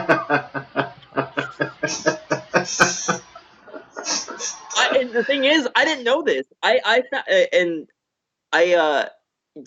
found this out from a gaming gaming live stream that I was watching, because it was the Game Theory channel. MatPat, who's the founder of the Gaming Theory channel, him and his wife, they go over to Australia every once in a while, and they protect these. They go to these koala preserves, and they were talking about how koalas are fucking stupid. But but they go there. It's like, oh, the cute koalas, and they help protect them. And, mm-hmm. and he was talking about all this stuff about koalas, like, and I'm in my head, I was like, they should have died out a long time ago on their own. They're fucking stupid. Jesus Christ. So don't feel so sorry for the poor koalas, okay? Right, they're dumb and they're snobs. Yeah. Right. The fact. If you also didn't know, guess what? A lot of people are attributing the fires to. It's something. It's something that we've talked about on the live stream many a time, and it's one of the things that we are constantly railing against. And we're constantly disproving with simple logic. I have a feeling it has something to do with farting cows. And you'd be correct. You'd be correct. Climate change. The cause that a lot of people, particularly on the left and with blue check marks, they've been attributing these fires to is climate change. Even though it was reported shortly after the fires began that the fires were caused by human beings and on purpose, and by known arsonists. And not human beings. And not human means like climate change human means, like actually people setting fires. Right, yeah, it's like people literally playing with fire and then starting these wildfires. And it was a wide variety of people. You had there was some Islamic terrorists that were doing it. There were some that were part of the crazy environmentalist human what the hell is there? there's this one group it's called like the they're trying to make humans extinct. Extinction Revolution or something. Yeah, exactly. That's something similar to that at least. Yeah. Um, Right, and some were just some stupid fucking teens, on vacation and like were bored, and so they decided to take like M80s and like blow up like patches of dried grass. and it's in Australia in this sense is very similar to California, who also has these problems where you have these people who we over regulation and not allowing people to create brush fires to burn off the dead debris as it comes along. And Right. so Yeah, when controlled there is a burns. fire,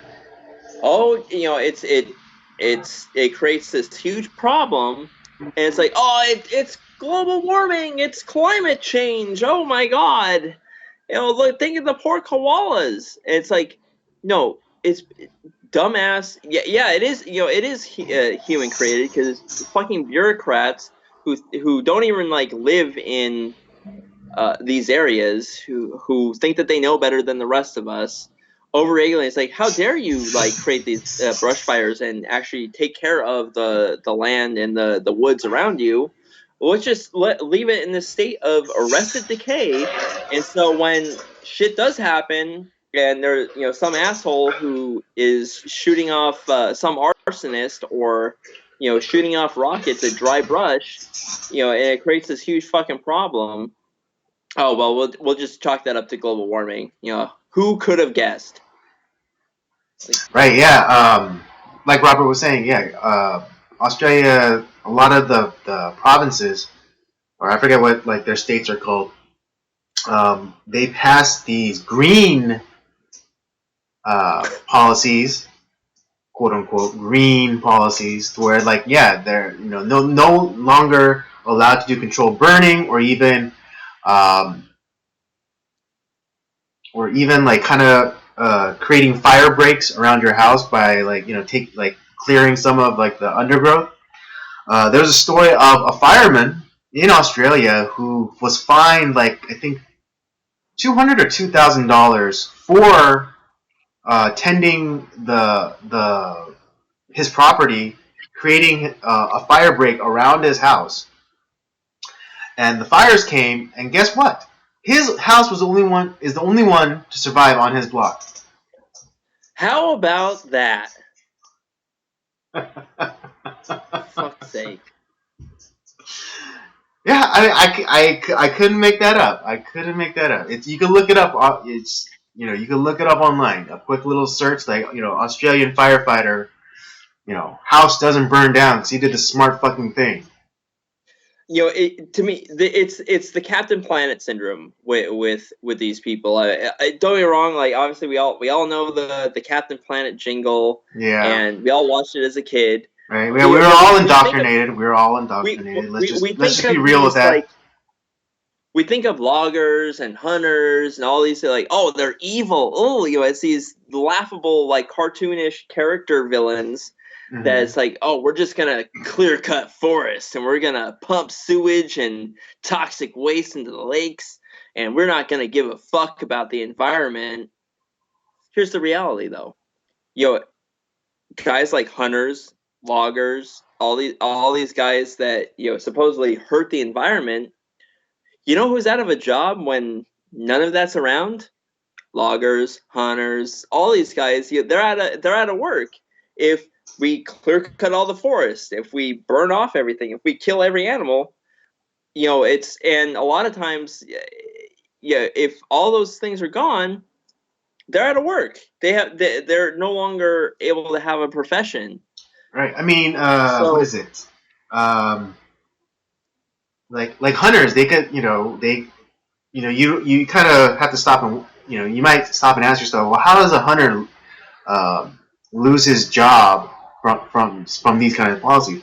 Well, what if there's actually a business where I think it's in Texas, and they go and hunt hogs in helicopters. Yeah. Yeah, so there you go. That's how a hunter loses his job. Because what if a hunter decides, hey, you know what? I like hunting, wild hogs. It's really fun, especially particularly from a helicopter. Why don't I start a And business? Why don't I start a business where I take hunters up in helicopters so they could shoot, they could shoot hogs. And the thing is, if they don't kill those hogs, there's all and see we have they're talking about all this. Climate change is eliminating the animal populations and it's killing off the species of animals. No, what's killing them is because we're not maintaining the populations of certain creatures. So they're Mm-hmm. taking all the resources from the other animals that these cute cuddly creatures that they all seemingly care about, um, and they're either taking all the resources or they're killing the other animals, and Right, they're it's displacing them. exactly. But when you have hunters that are maintaining and controlling the population, it creates this balance in the ecosystem. And so, yeah, you still get your deer, you still get your certain creatures, and certainly there are some bad actors that are they're Yeah, killing and poachers. yeah, poachers like there's some bad actors out there, but the I would say 99% of the hunting population, um, the ones that are the trophy hunters, obviously they're getting fun out of it yeah, sure, they're getting fun, but the ones that the elephants and all the or the lions that they're killing, they're old, but they're like ornery, like ones that are damaging, they're destroying Right, yeah, villages or like they're it's killing like people. yeah, it's like the old lions that have like too big of a harem, so like the other male lions don't have an opportunity to mate and create other lions.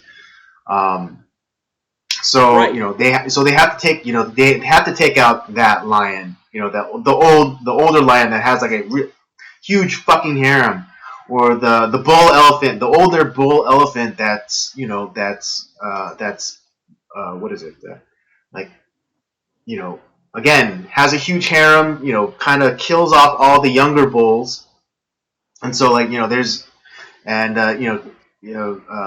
kind of going, kind of depleting the resources of an area, and so yeah, like I mean, Or as I mean, some lions are actually. I hate to give this guy credit, but that guy Adam Conover, early in his Adam Ruins Everything series, he actually did a video about this, explaining why big game hunting and that sort of economy is good. It's not just Yeah, for early the on, environment, but his stuff also was good. for what? Early on, this guy's stuff was good because he was actually like somewhat telling the truth Right, he and was like kind somewhat of breaking balanced. some of the myths. But Yeah, he was talking you about know, how like for these smaller villages, that's like kind of a way for them to have an economy. Is like to have these people come and like go and like pay to kill like this, have the experience of killing this animal. And so well, and yeah, so not like only that, but like some. it's completely ludicrous to say like, oh, all hunters want to do is kill all the animals. It's like, no, not all the animals, just some of the animals, because if you kill all the animals, there's nothing for the hunters to hunt. Yeah, and so just That's but like a barber saying, man, I really hope that male pattern baldness, uh, yeah, male pattern baldness, increases. That's what like people saying that hunters like hunt too much is. That's what they're saying yeah. essentially. Is that's like a barber saying, yeah, I really hope male pattern baldness really increases. It's like then the barber would be out of a job because no man would have hair. But yeah, it's so that's what happens in Australia. So all the horrific, yeah, and don't get me wrong, the fires are horrific. Like they're horrible. People lost their homes. Some lost their lives. I assume, um, and it's devastating for the people over there, just as it was devastating over here. But Mm-hmm. it's the same problem. It's the these. quote unquote environmentalists who Right. have never Yeah. spent a day out in the woods, or have never actually experienced the outdoors. They're just bureaucrats who think that they know better than you or me, or the people that actually live out in these areas. And so they make these regulations and these decrees, and they're like I said, there are social betters. They know better than us, Andy, and well, that this is the result. Exactly. Yeah, the so-called green policies are having the exact opposite effect of what they're intended to do.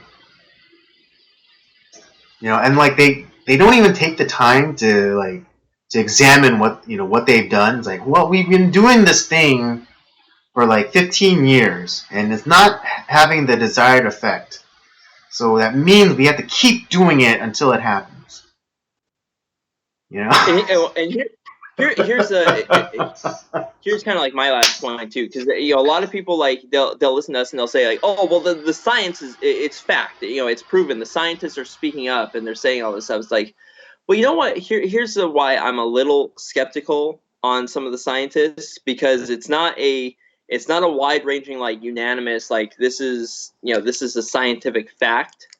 A lot of these guys, with a lot of scientists, obviously they're looking for grant money. They want to be able to research the things that they want to do, and for them to receive, and this goes back to a corrupt government. A lot of these guys are, to receive these grants, they have to compromise in certain areas. So, oh yeah, just help us out in this, like, environmental thing, and or whatever else, and, like, yeah, you'll get your grant money for your project, but you have to help us out in this section. And it's not like $50,000. It's like $50 million. A grant, to help, and that's why you get all the quote unquote scientists who are saying, oh yeah, global warming, it's a thing. Yeah, my rebuttal to science in the scientific is community that steps up and says no, that this is not the case, they're blacklisted.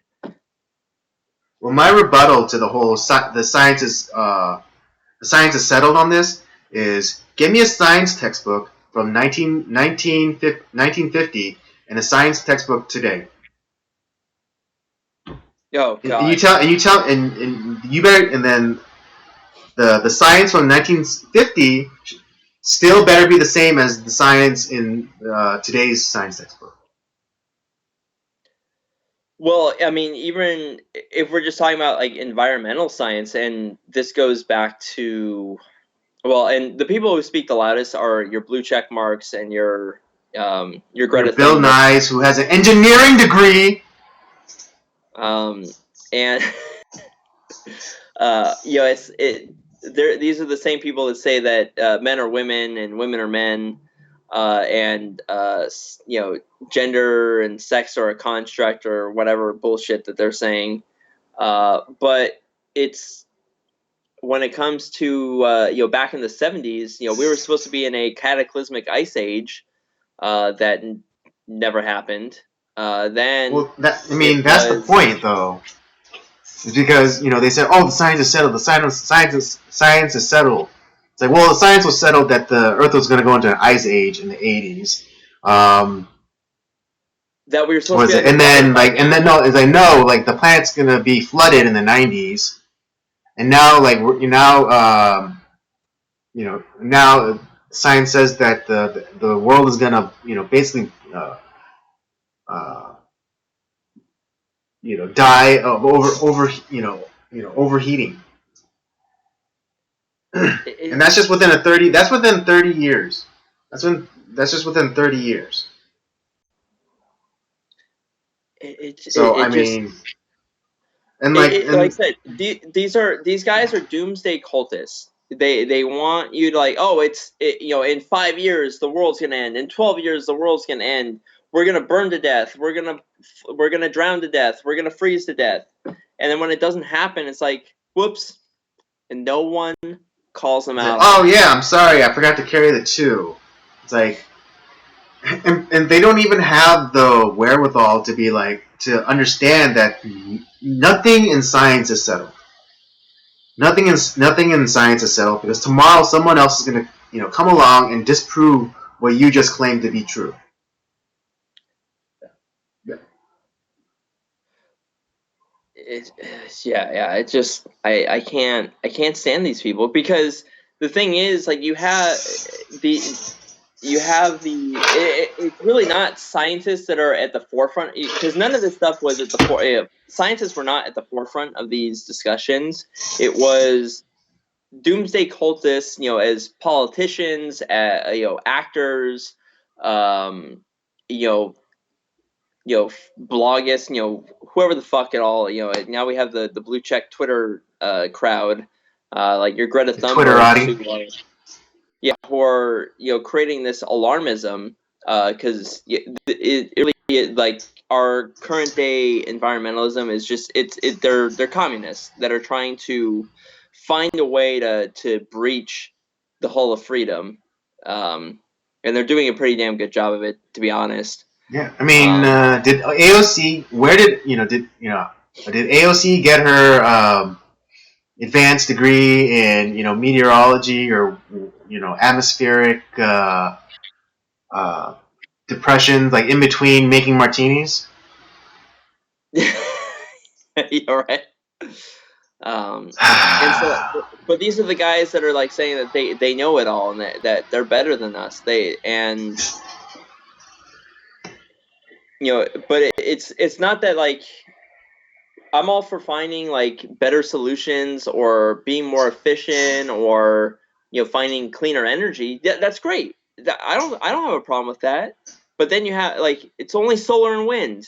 When you start bringing up like, well, actually, nuclear energy is actually probably as of right now, is the cleanest and most efficient with all the stuff that you don't like, the zero emissions, no carbon, all that stuff. Oh well, nuclear, no, we can't do that. It's like you've lost me now because you're talking about doing all this other stuff for energy, but you're not willing to look at all the options. So yeah, I don't think so. Yet you have guys like Al Gore and all these guys making millions of dollars off of fear. True. Very true. I mean, just take yeah. I mean, if climate change was really that big of a factor, if we really were doomed in 12 years or technically 11 now since it's now 2020. Dan Pena, the entrepreneur, there's a great clip of him basically wrecking the idea of climate change because he brings up, the building of condos in Florida and how that's the biggest market for condos or condo construction in the country. Yeah. And and banks are are inherently risk averse. And so, like, if a proposal for a loan for a new condo came across a loan man or an underwriter's desk, and climate change study would be stapled right on top of that briefing, and it would say, "Do not give these fuckers loans because Florida is going to be underwater." But it's not. There's condos going up every single day in Florida. And you also have to look at where these people live too, that are shouting the loudest about this. Where do they live? Coast. The coast. Right. No one is screaming. Yeah, no one is screaming about climate change from Nebraska. You didn't hear. Obama didn't move to to Nebraska, to Omaha, and like, oh yeah, we have to do something about climate change. No, he moved to Martha's Vineyard, I might take him an island. If he was in Nebraska, an island community. Martha's Vineyard is a fucking island in Massachusetts. If he moved to like Omaha, Nebraska, and was shouting about this, okay, maybe at least you believe it. Like, right, at least you're living by your principles. You're living by your principles. Yeah, it's like, but no, he lives in like Malibu now, doesn't he, or something like, or Where does he live now? Yeah. Like, it's somewhere. We on got the a house in coast. Martha's Vineyard. Yeah, that's right. Yeah, that's a fucking island community. That's a fucking island. Oh, that's right. He actually, there's a comedian that lives out there, Ron White. He's like, yeah, Obama's like my next door neighbor. It's like, oh Jesus Christ, Jesus. Anyways. Well, anyway, to transition to speaking of our moral betters, uh, just last week, it was the Golden Globes, and surprisingly, they allowed Ricky Gervais to host again.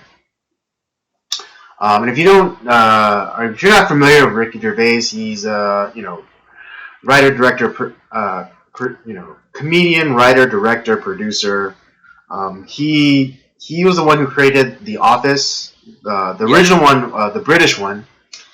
Before I think he licensed it to NBC to create the American version of The Office. But in the past, when he's hosted the Golden Globes, he's had some like pretty spicy. He had some pretty spicy things to say. I think my favorite joke of his was what is it? I forget which Golden Globe it was, but it was around the time that Bruce Jenner was transitioning to Caitlyn Jenner, and Bruce, well, in the midst of transition, Bruce slash Caitlyn got into an accident and killed a person. Just so you know, she killed a person. And Ricky Gervais, made a joke, and the joke went something like, saying, "Oh, Caitlyn Jenner uh, making huge strides for the representation of trans people." It's like, but it's like, but not for women drivers. That's right. Oh my god. And I remember hearing that joke, and I was laughing my ass off. But then the next day, everyone's like, oh, "Well, how dare you?" Yeah. So they're That's like right. losing, and so they lost their shit over that. I still love that joke. That's what is that? It's probably what 5 years later. It's still like awesome. Yeah, it's still hilarious. It's still a hilarious joke. I don't know what everyone's problem is. Anyways, he was brought back again, and in spectacular fashion, in his monologue, he just roasted the ever loving shit out of all the celebrities.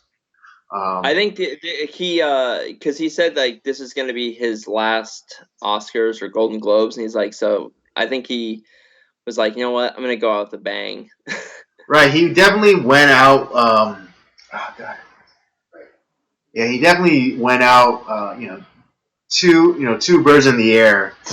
Um, but it was glorious. He tackled he hit him hard in everything. Yup. Talking about the hypocrisy of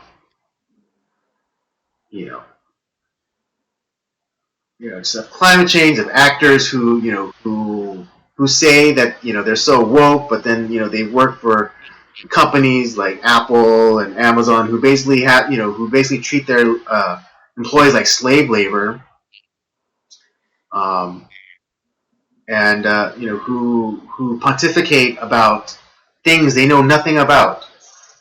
Yep. And he accused them of being in school less time than Greta Thunberg, which I thought was a great one.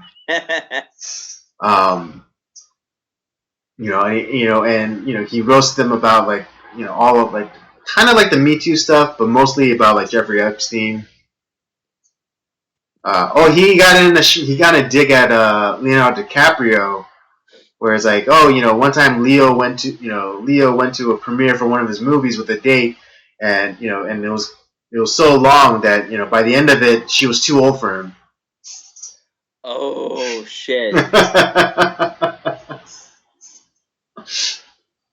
So Yeah, but I think at the greatest thing for me was at the end of his monologue when he was like basically saying like, "Hey, if you win an award tonight, great, but just but don't use it as an opportunity to make a political speech. Just come, get your award, thank your agent, thank your God, and just get the fuck off." And I thought that it was so refreshing to hear this.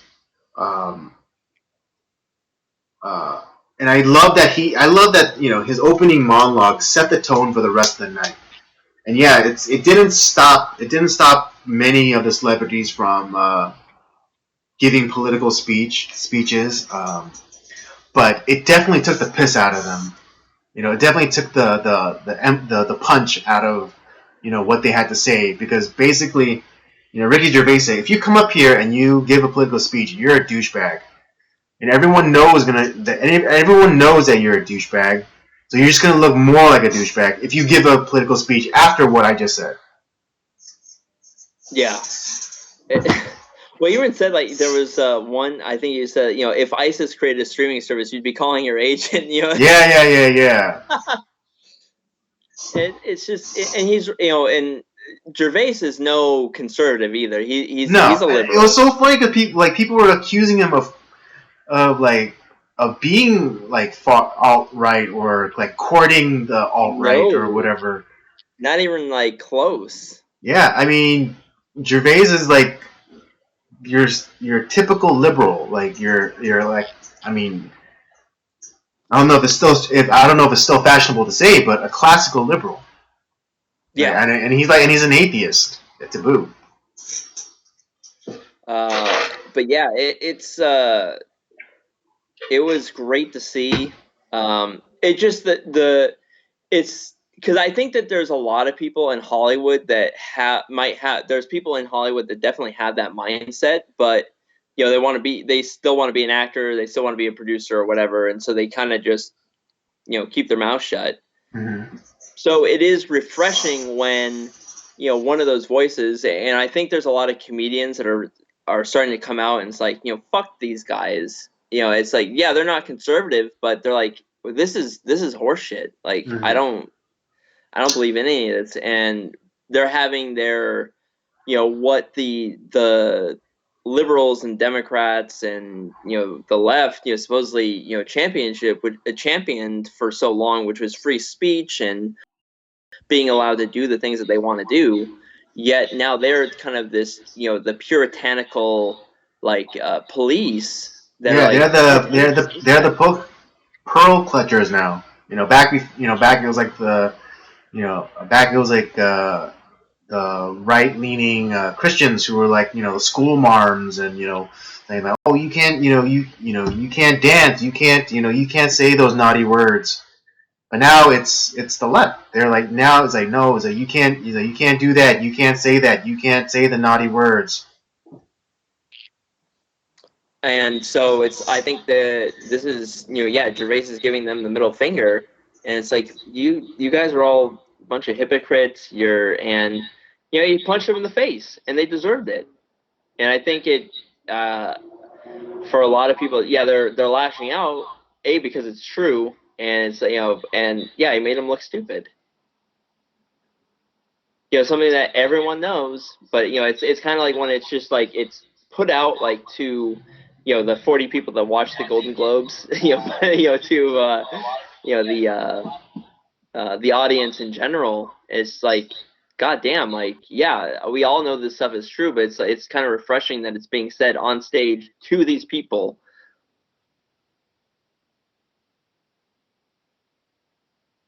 Right. I mean, it's like the whole it's like the whole Harvey Weinstein thing, where it's like the worst kept secret in Hollywood. Where it's like, before it was like, it was played for laughs, but now it's like we're now seeing how truly evil and monstrous these people are.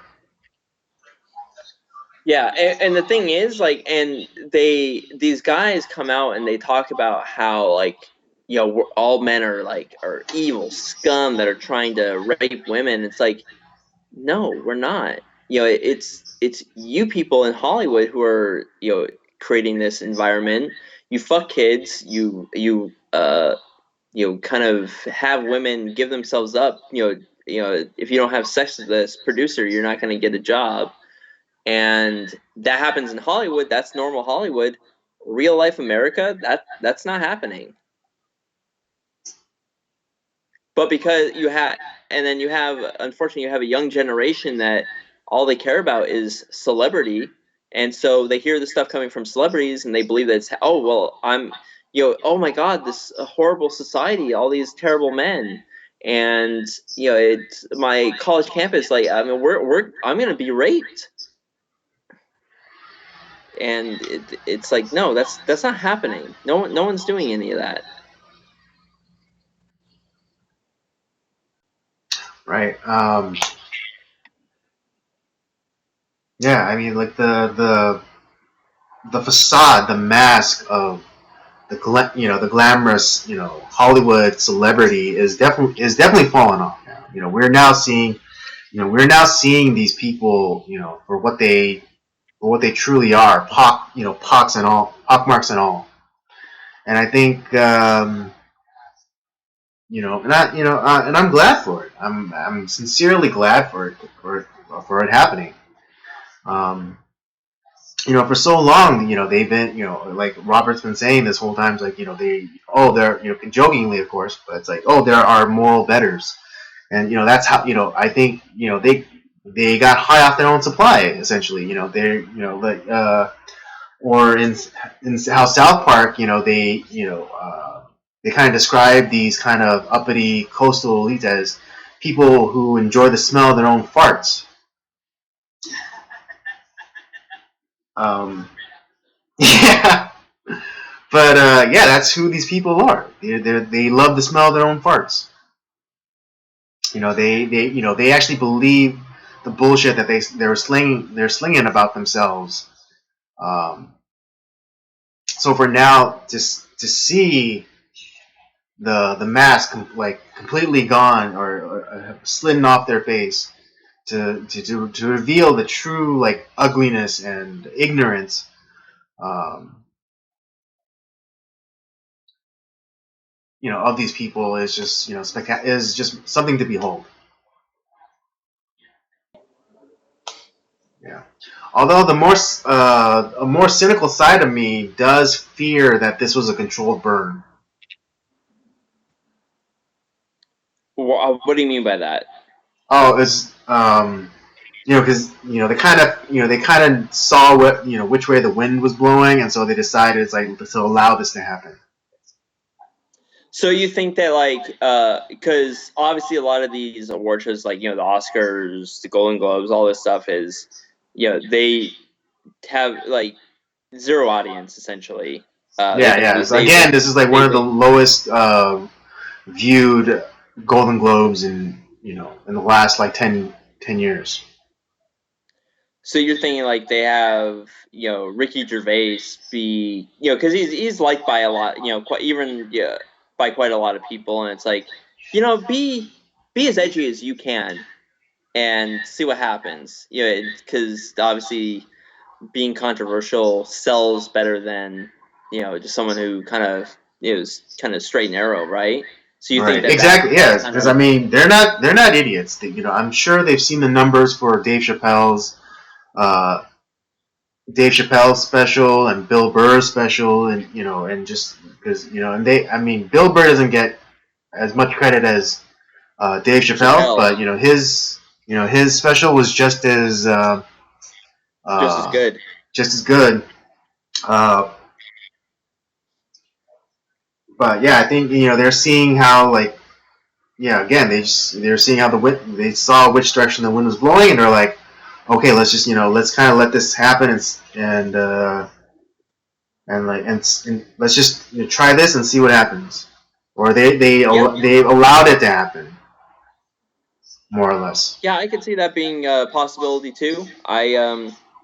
Like I said, Gervais is no conservative, so it's quite possible that that's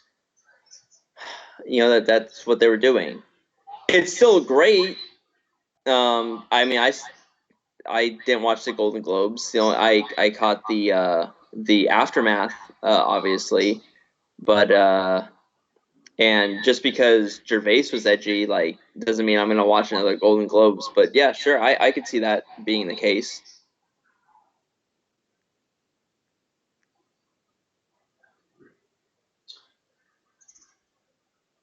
Yeah. Yeah, but I mean, hopefully, this will be a turning point, an indicator of the pendulum, swinging back the other direction. But again, we'll just have to wait and see. Yep. All right.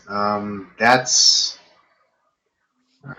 really all the ones that we really wanted to touch on this episode coming back from our break.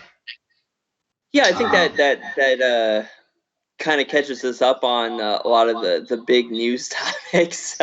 Yeah. Um, All right. So okay. Wow, we've done over 2 hours.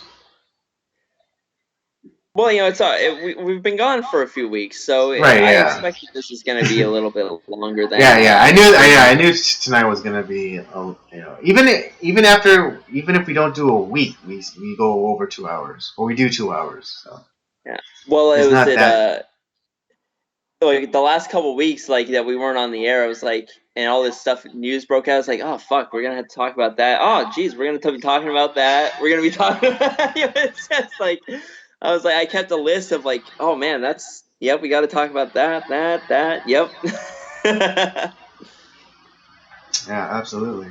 Okay. All right. Well, let's just close out the night with our movie review, because we are back to our movie. Since we are back, we will do a movie review. This month we don't really have a theme or some sort of guideline. Although it kind of ended up that way because it we did not plan it this way, but it kind of worked out, and so I guess I would deem it the degenerate month. right. Well I don't, because we each decided to pick two movies for the month.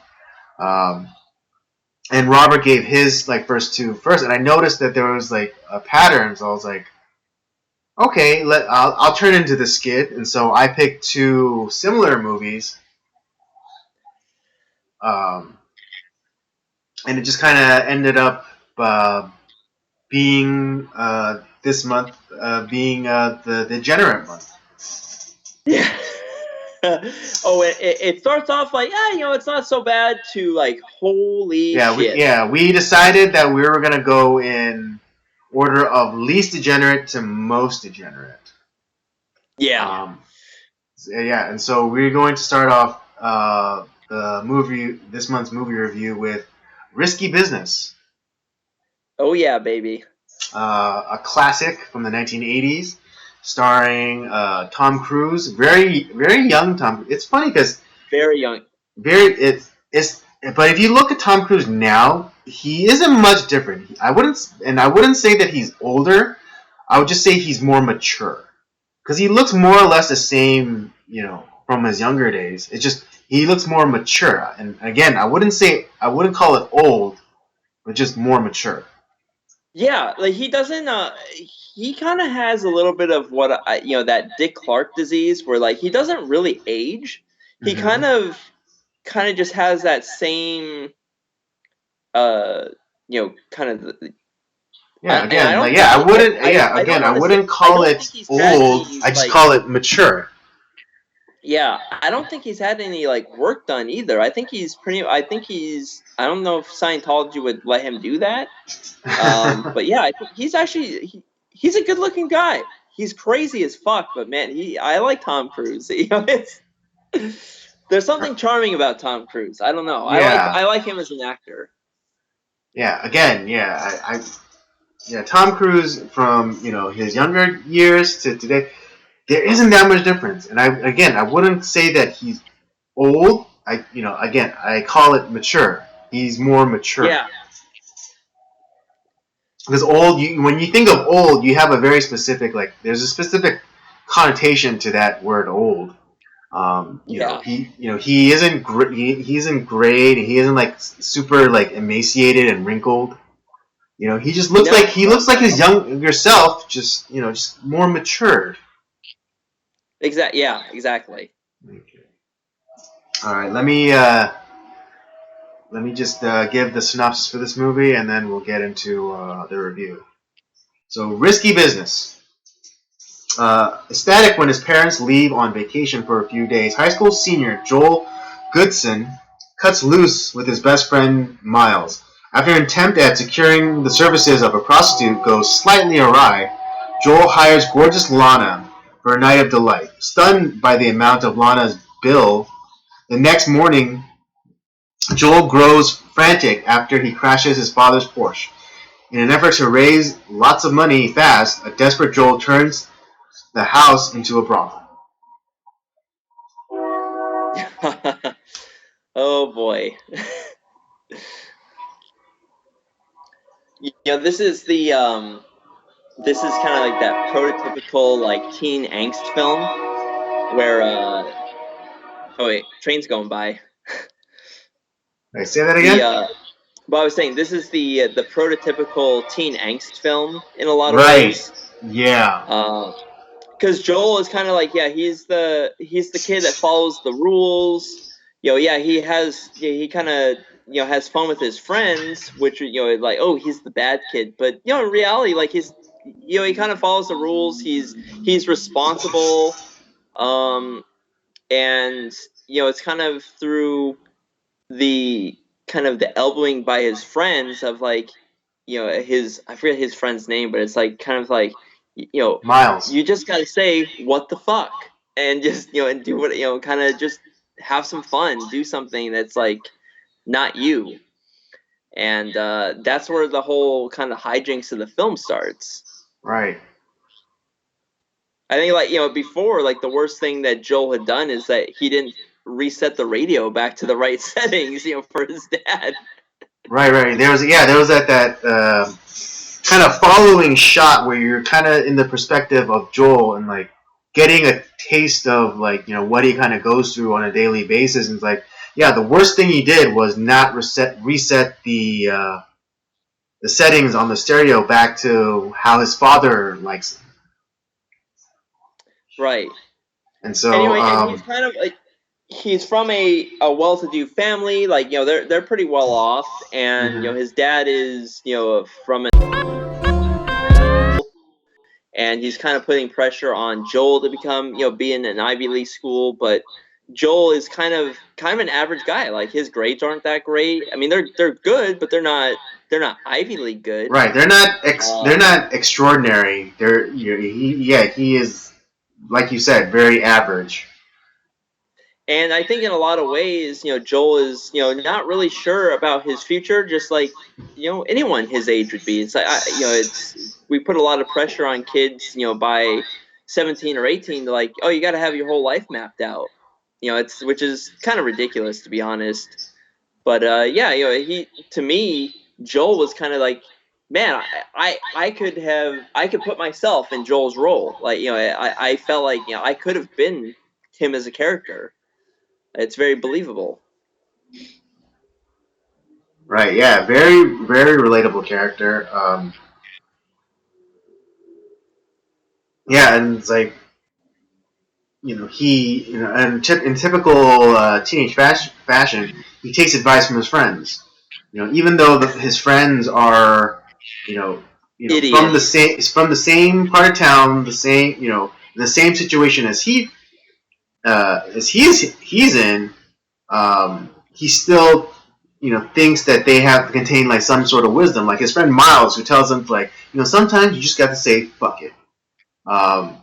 And do something completely out of character for once. It's like, but then even like after like the hijinks ensue, he admits like I've never even followed my own advice. Well, it kind of I compare this movie a little bit to like Fast Times at Ridgemont High, right? Because you have the main character and his friend in that film, who's his friend is like he kind of passes himself off as this machismo like ladies man, Yeah, this teenage and sage. This teenage yeah, and it's sage. like you gotta you just gotta be in there. You gotta take control of the room and all this bullshit. And and come to find out later in the film, it's all bullshit. Like it's like what the fuck do you listen to me for? Right, and it's like, and then like he kind of like ribs him, saying like, "Well, you're an idiot for listening to me." Yeah, which is true. And so that's kind of how the whole movie kind of starts to get its tension is from Joel listening to his friend and kind of in the search of a escort. And he starts off by having a what turns out to be a cross dresser, Mm-hmm. this big black guy wearing a dress and a wig, coming over, and it's like. So that he ended up having to pay for all of that. And Yeah, it's the like, ride over and just like the general and like kind of like the general present the general pleasure of that crossdresser's company. Um, right, Even though it was his friend Miles who calls the number and makes the appointment, and then Joel like frantically calls Miles and say, "Hey," he's like, "Get your ass over here." It's like this is your doing, so you're the one who has to deal with this.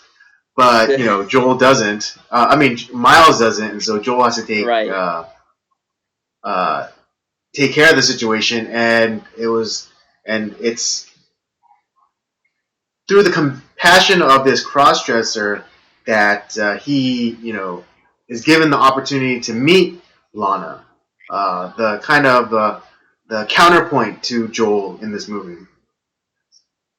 yeah, and who is I forget the actor. I can't think of the actress' name that plays Lana, but woo, Rebecca De Mornay. yeah, thank you, yeah, woo, Yeah, man, whew. Tasty. She's one tasty slice. I tell you what. yeah, oh yeah.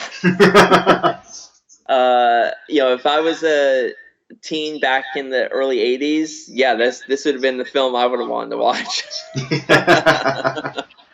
Yeah, it's funny though, because again, I think it's been well established that we coined this term, cultural cinematic archaeology.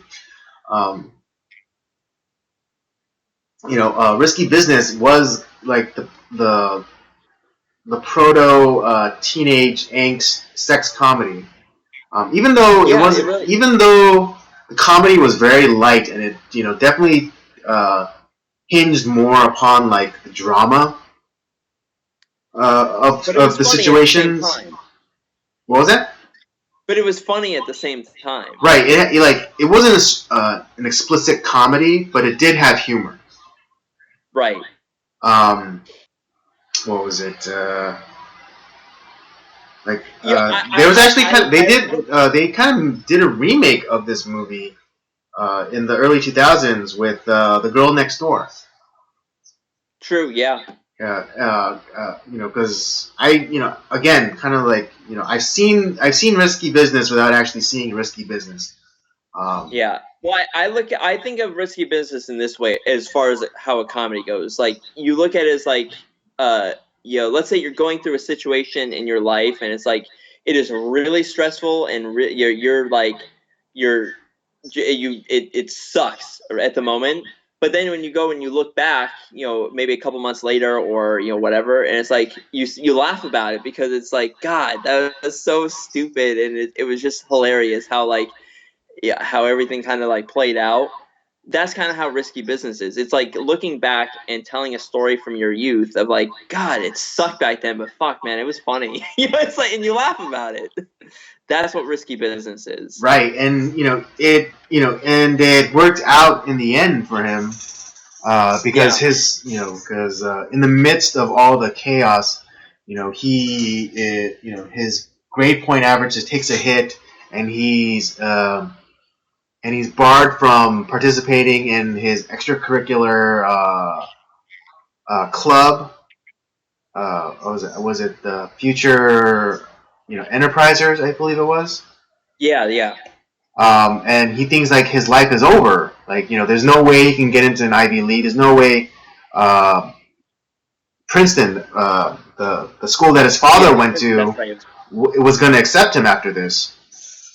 But in the end, it all kind of works out for him, and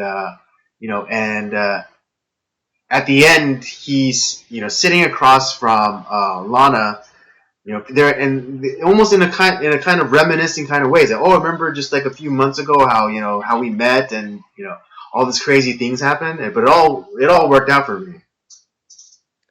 Yeah, and oh shoot, you know what? I forgot to grab my glass. I was gonna put on my sunglasses, for this bit about Risky Business, but I forgot. Oh well, say la vie.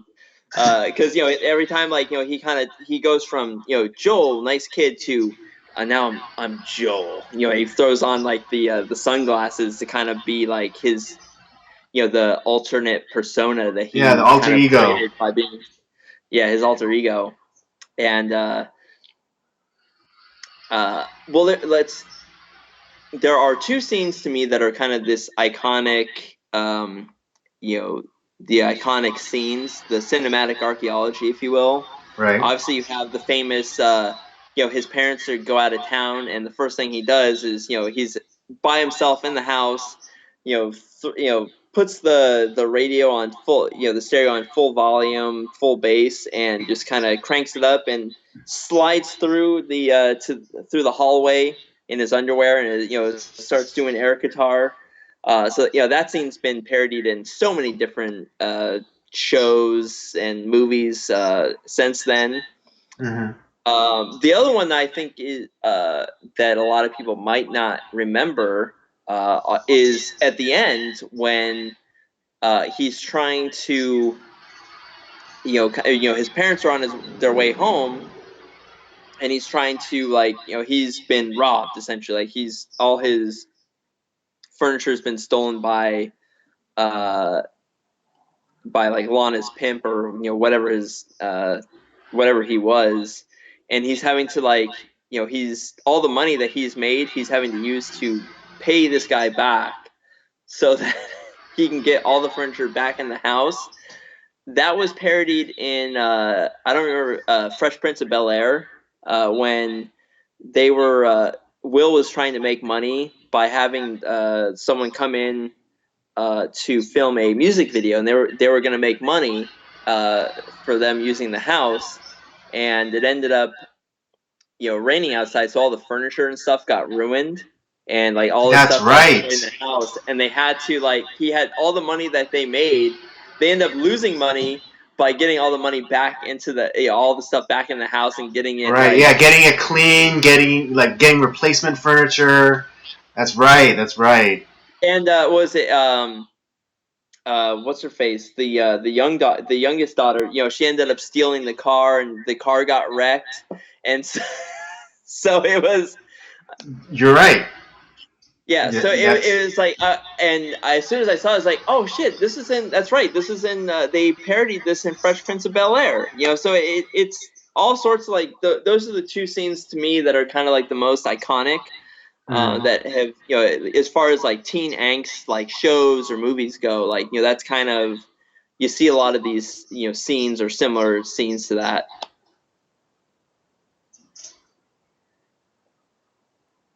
Right, and also that movie Girl Next Door, it kind of takes a similar format, only they turn the prostitute into a porn star. That's right. And who was the girl in that one? Because it's been a while since I've seen Girl Next Door. she was on 24 too. Oh, it was her. That's right. Fuck, what's her name? She's married to a hockey player. Oh, Alicia Cuthbert. Yeah. Oof. That's who it was. Yeah, another tasty slice. She still is too. Woof.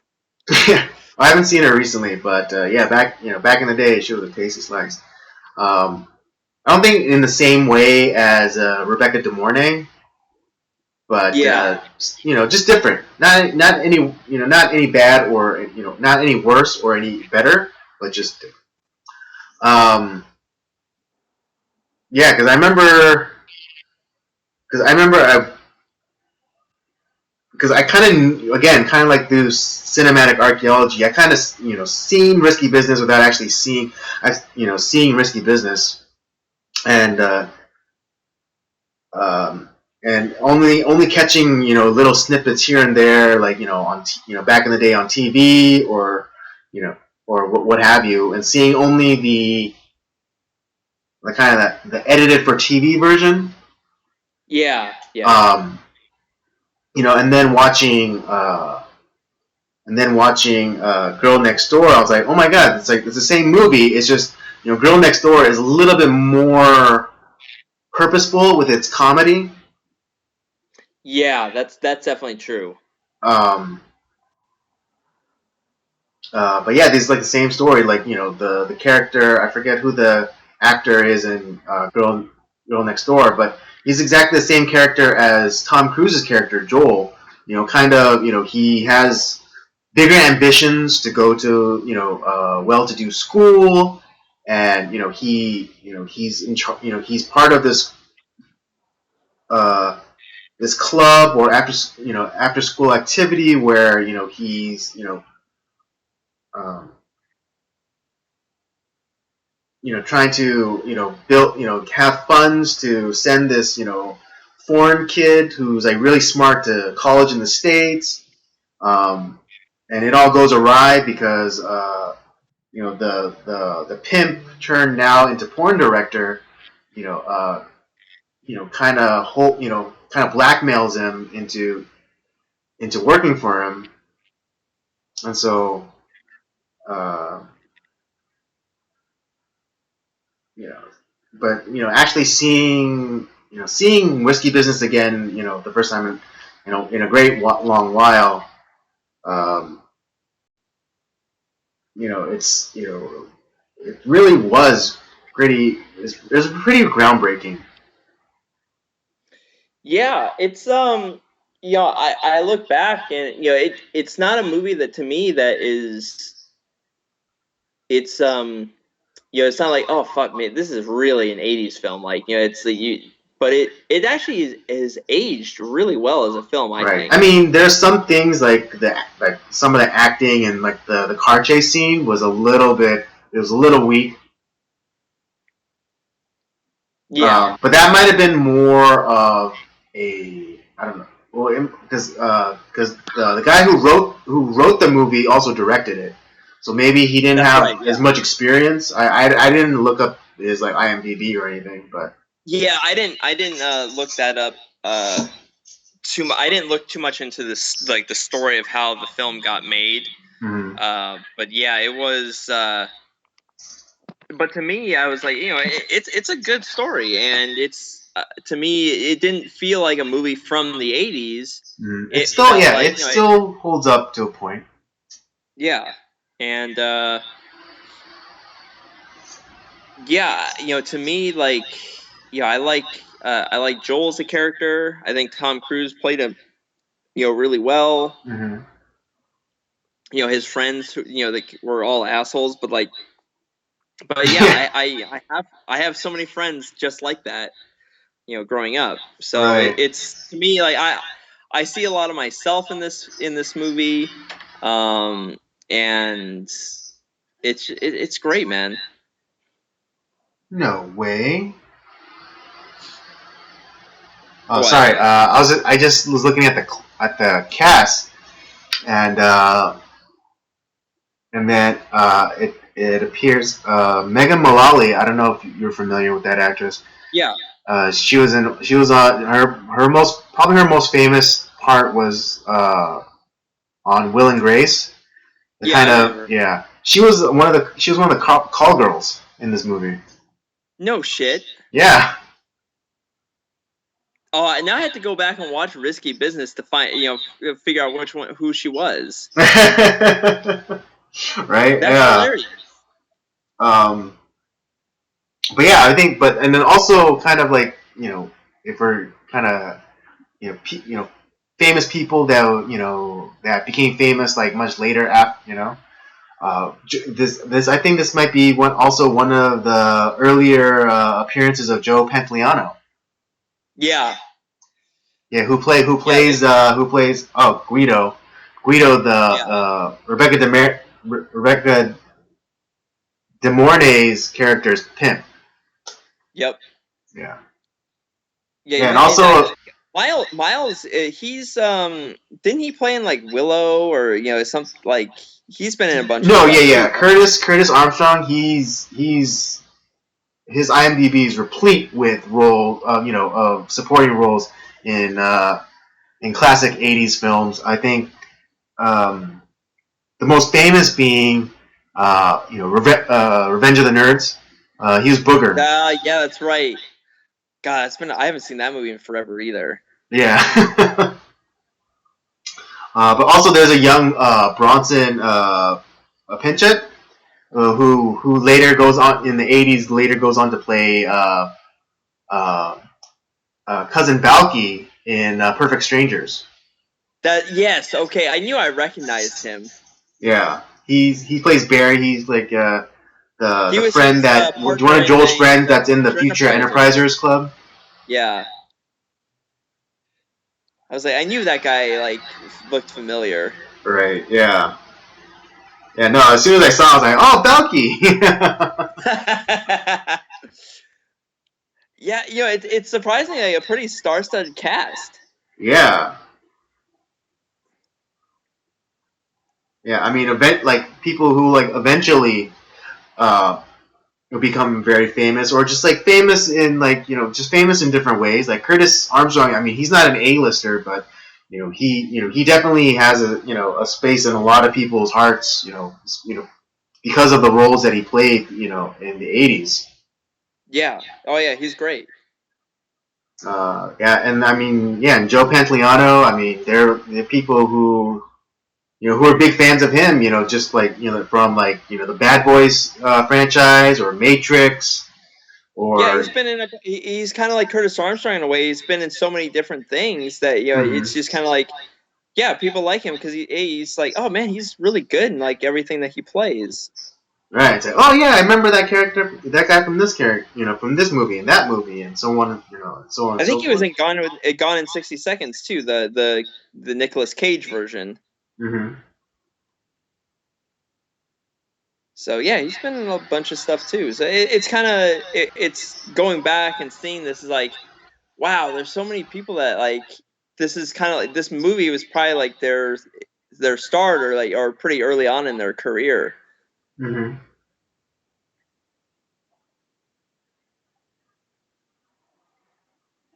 Yeah, yeah, I love when we do like these old movies and it's like, oh, he's like this guy's like an A-lister now, but he started like this crap, like Sean Penn. Sean Penn started, he played the slacker stoner in Fast Times, and now he's like this respectable actor.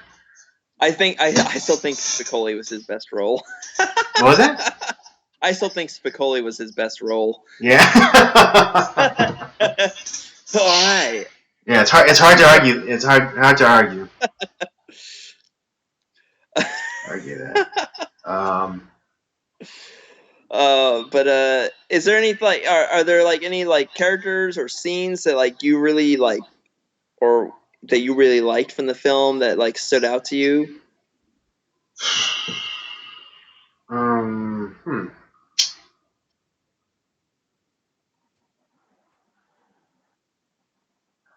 It's really weird, and it's a really small thing, but I really enjoyed the scene where the father's car goes into the Lake Michigan. That's the one I was gonna like mention too. Because it's not because it was like so like the shot was so or the scene was so revolutionary or because of technique or whatever, but I think that was like the most authentic I've ever seen Tom Cruise act. God, yes, I was thinking the same thing too. Like the screaming and like the pleading for like help, to stop the car. I think it was just like it was so relatable because it's like everyone, I think I don't know about you, but I think a lot of guys can relate to that scene where it's like nothing, I don't want, it's like nothing can happen to my dad's car. And if something happens to my dad's car, then I am fucked. Yes. And so like oh God. and so like the desperation in his voice was like so convincing and like relatable. That I thought like that was like I thought that was like his best scene, like maybe ever. Oh God. And it's just he's struggling. It's like no, fuck. I can't. It's like the keys are locked in the car. Yeah, He yeah, can't yeah. get the door open. He's like fuck, and like it's just going faster and faster down the hill. And he's like, oh Jesus Christ, and like why? Right, yeah, and he's like and he's like doing his best to like slow it down even, and just like his legs could like snap off, but as long as he stops his car, it'll be worth it. It's like I don't care what happens to me. It's just as long as this car doesn't go into the fucking river. Exactly, Like, exactly. And it comes off of a scene like between him and Lana, they're starting to actually get to know each other, Mm-hmm. and he's trying to like learn more about Lana, and I think in a lot of ways is innocently asking about like her life, and she takes it as like, are you judging me, you kind of you fucking jerk, and so she storms off, and so it's like he's like, oh fuck, and then like she slams the door, and the that's when like all hell breaks loose. He's like, oh God. So you have that on top of like the car heading towards the lake. He's like, oh God. It's like he's trying to like, and here's where I think it's the best part, because it doesn't just go straight into the lake, because that would have sucked on its own. But the best part was like it just stops just in time. It's like, oh, and you just right, see yeah, this, like, the elation small, on his face, like, thank God. And right, it's like, the small sliver of hope that he gets when the car stops. It's like, oh, thank Jesus, he thinks he's in the clear, but then all of a sudden, the front of the pier, gives way. Oh. And it's just like, God damn it. Oh, it was great. Yeah. I mean, I know it's really weird that we're talking about this one small, like almost insignificant scene, but it's like the most relatable, and it's the best. I think it's the best performance Tom Cruise has ever given. Right, and well, that scene is also the catalyst for the rest of the film, because that's how, like, because Lana, I think, feels bad for him, and so she's like, well, let me help you, let me use what I'm good at. Mm-hmm. This is your way to be like, you want to be a future enterpriser, right? Well, here you go. And so she uses her skills and like her network to help him. Mm-hmm. And so, and obviously because he's able to ring in the clientele, all these rich young teens who are just kind of looking for a good time, and she has the good time.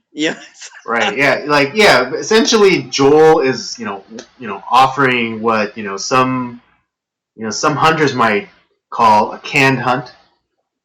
Or in basketball parlance, a layup. Right. So. And here's the thing, though, because I think too, what because Lana, let's be honest, Lana's life is not good. Like, her life is been pretty awful, because she's right.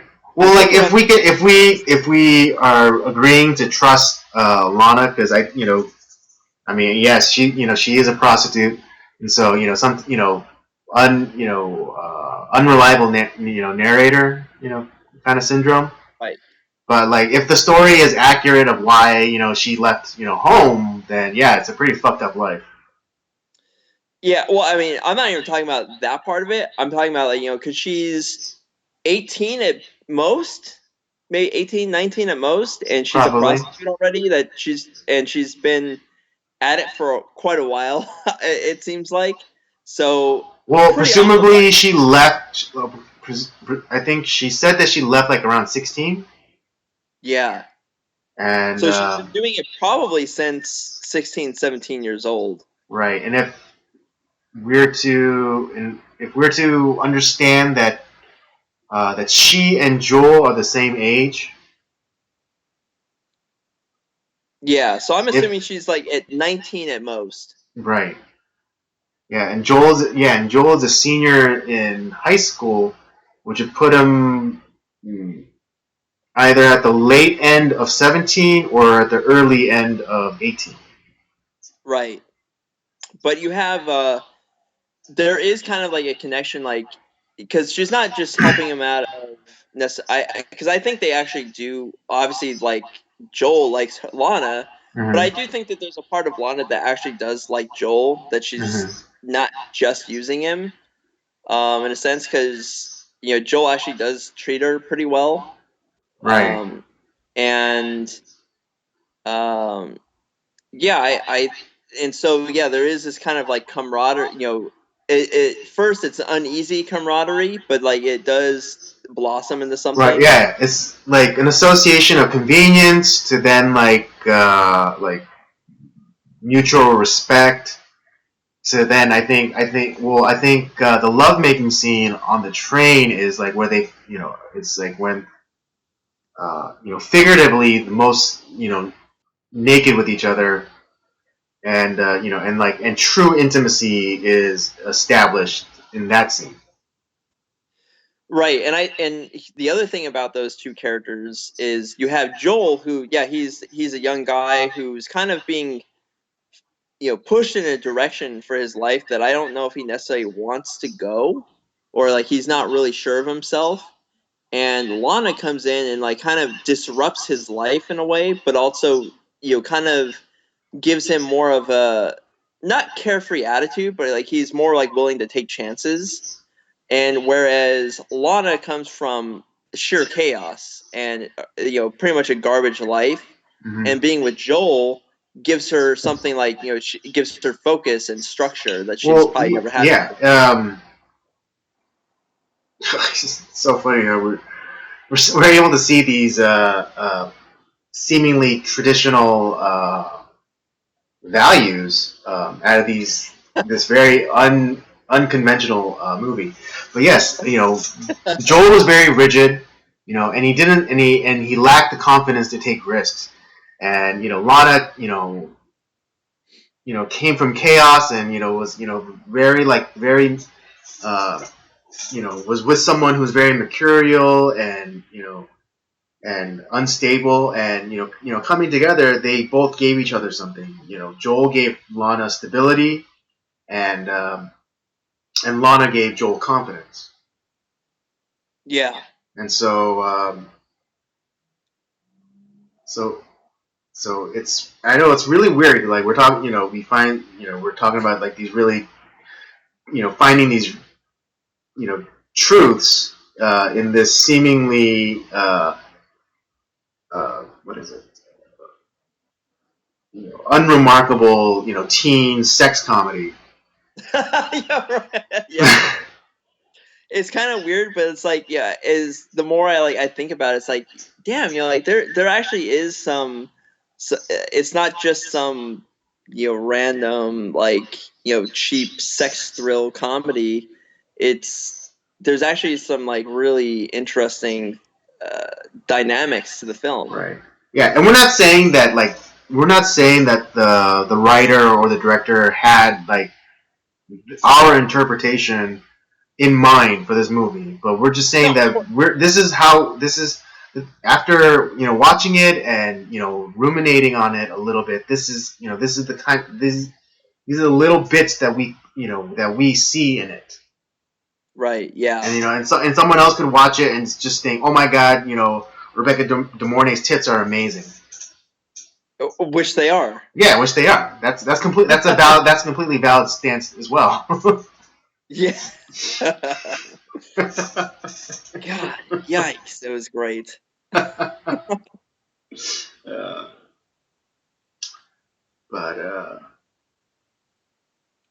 But yeah, I mean, I don't have anything else to really say about this movie. I don't have anything else to say. I love Risky Business. It's you gotta watch. If you've never seen it, you gotta watch it. It's great. Absolutely. All right. All right. Let's get into the rating. Why don't you start us off? I'm gonna give it a 4. Okay. It's like there's to me there was a lot that I can like see. It's very relatable. It's I like the dynamic between Joel and Lana and their whole relationship. Mm-hmm. I think they're great characters. That they both actors played them. Tom Cruise was really fantastic as Joel, and Lana was just a really well played character. And I I'll this is a movie that has a lot of rewatchability in my eyes too. So that has a huge plus in its favor, and it's a good story. It's a fun story, and obviously, like when other people are kind of copying, as a homage or of the film, then you've done something really good. Mm. Right. Well, yeah, this is gonna be one of those nights where it's like I'm completely with you, and I'm gonna give this a 4 as well. We are really in sync today for some reason. I know, right? Yeah. It's really odd. It's a little uncanny. I know. But I think it just goes to show that like we might actually have like the same kind of thought pattern, or like the way we kind of like, think about things. It might be similar. Well, it's weird because we haven't really talked a whole lot since we started the break. Yeah. And then it's like, but when we're getting ready to start back up, it's like, damn, dude, like, were we like? It's like we're talking yesterday or something like that, and it's like, yeah, it's like we were in communication the entire time. It's like we just like it's like slide right back into it. It's like, yeah, I like you want to do it this way? Yeah, totally. It's like, oh no, that totally makes sense. Like, yeah, absolutely. It's like, all right, let's do this. It's like right back in the groove, baby. Yeah, right back. Yeah, didn't miss a beat. All right, well, that's our review for Risky Business. Both Robert and I give this a 4. Not the first time we agreed on a movie, but it definitely won't be the last. So we do recommend it. Go out and check it out for yourself, and let us know what you thought of it. Whether you think that that you see some of the things that we said and you agree with, or you're just like completely, or you're completely the opposite of us, and you're like, you guys are crazy. You guys are seeing things that aren't even there. Just leave it for us in the comments. There's a lot of people like, what's Risky Business? Yeah. All right. Well, yeah, that'll do it for us tonight. Thank you for joining us on our return episode. Back for the new year. I hope you are enjoying. We are almost at 3 hours. Well, I mean, it's the first one after the break. They're not all like this. There was just so much that we had to talk about. Yeah, there was so much that we missed that we're kind of playing catch up, and even with all the even as long as we've gone tonight, we still haven't covered. We still didn't cover everything that we wanted to talk about, which we'll probably get into in the subsequent streams. So, if we didn't talk about the thing that you wanted us to talk about, then tune in next week, and we just might talk about it. But yeah, with all that being said, thank you for joining us. Join us again next week Same time, 8 p.m. ish Pacific Standard Time. Don't forget to follow. Don't forget to check out the library of other shows that we have. Circle of Jerks main podcast, Nocturnal Transmissions, of course, and Rob's gaming show, Up by Up Down. Don't forget to follow us on our various social media accounts: Twitter at PodcastCOJ and Instagram at Circle of Jerks Podcast. And Rob? What was that? What was that movie review account that we were starting up? Oh, Letterboxd. If you look us up as it's our Twitter handle that I use for that. So Okay, so Podcast COJ. Yeah, if you search for us there, I haven't messed with it too much the last week or so, but I have added some stuff on there, some of the movies that we've been watching that we've watched throughout the course of our live streams, and so yeah, we'll be adding more stuff on there. So if you want to interact about movies, you can come to and talk to us on there as well. All right. Yeah, so check us out on those social media accounts, and we do, we do interact, and even if it's just to say that we're a bunch of idiots and puddle pirates. An interaction is an interaction. Exactly. So we'll take what you can give us. But again, thank you again for joining us, and be sure to join us next week. And don't do anything I would.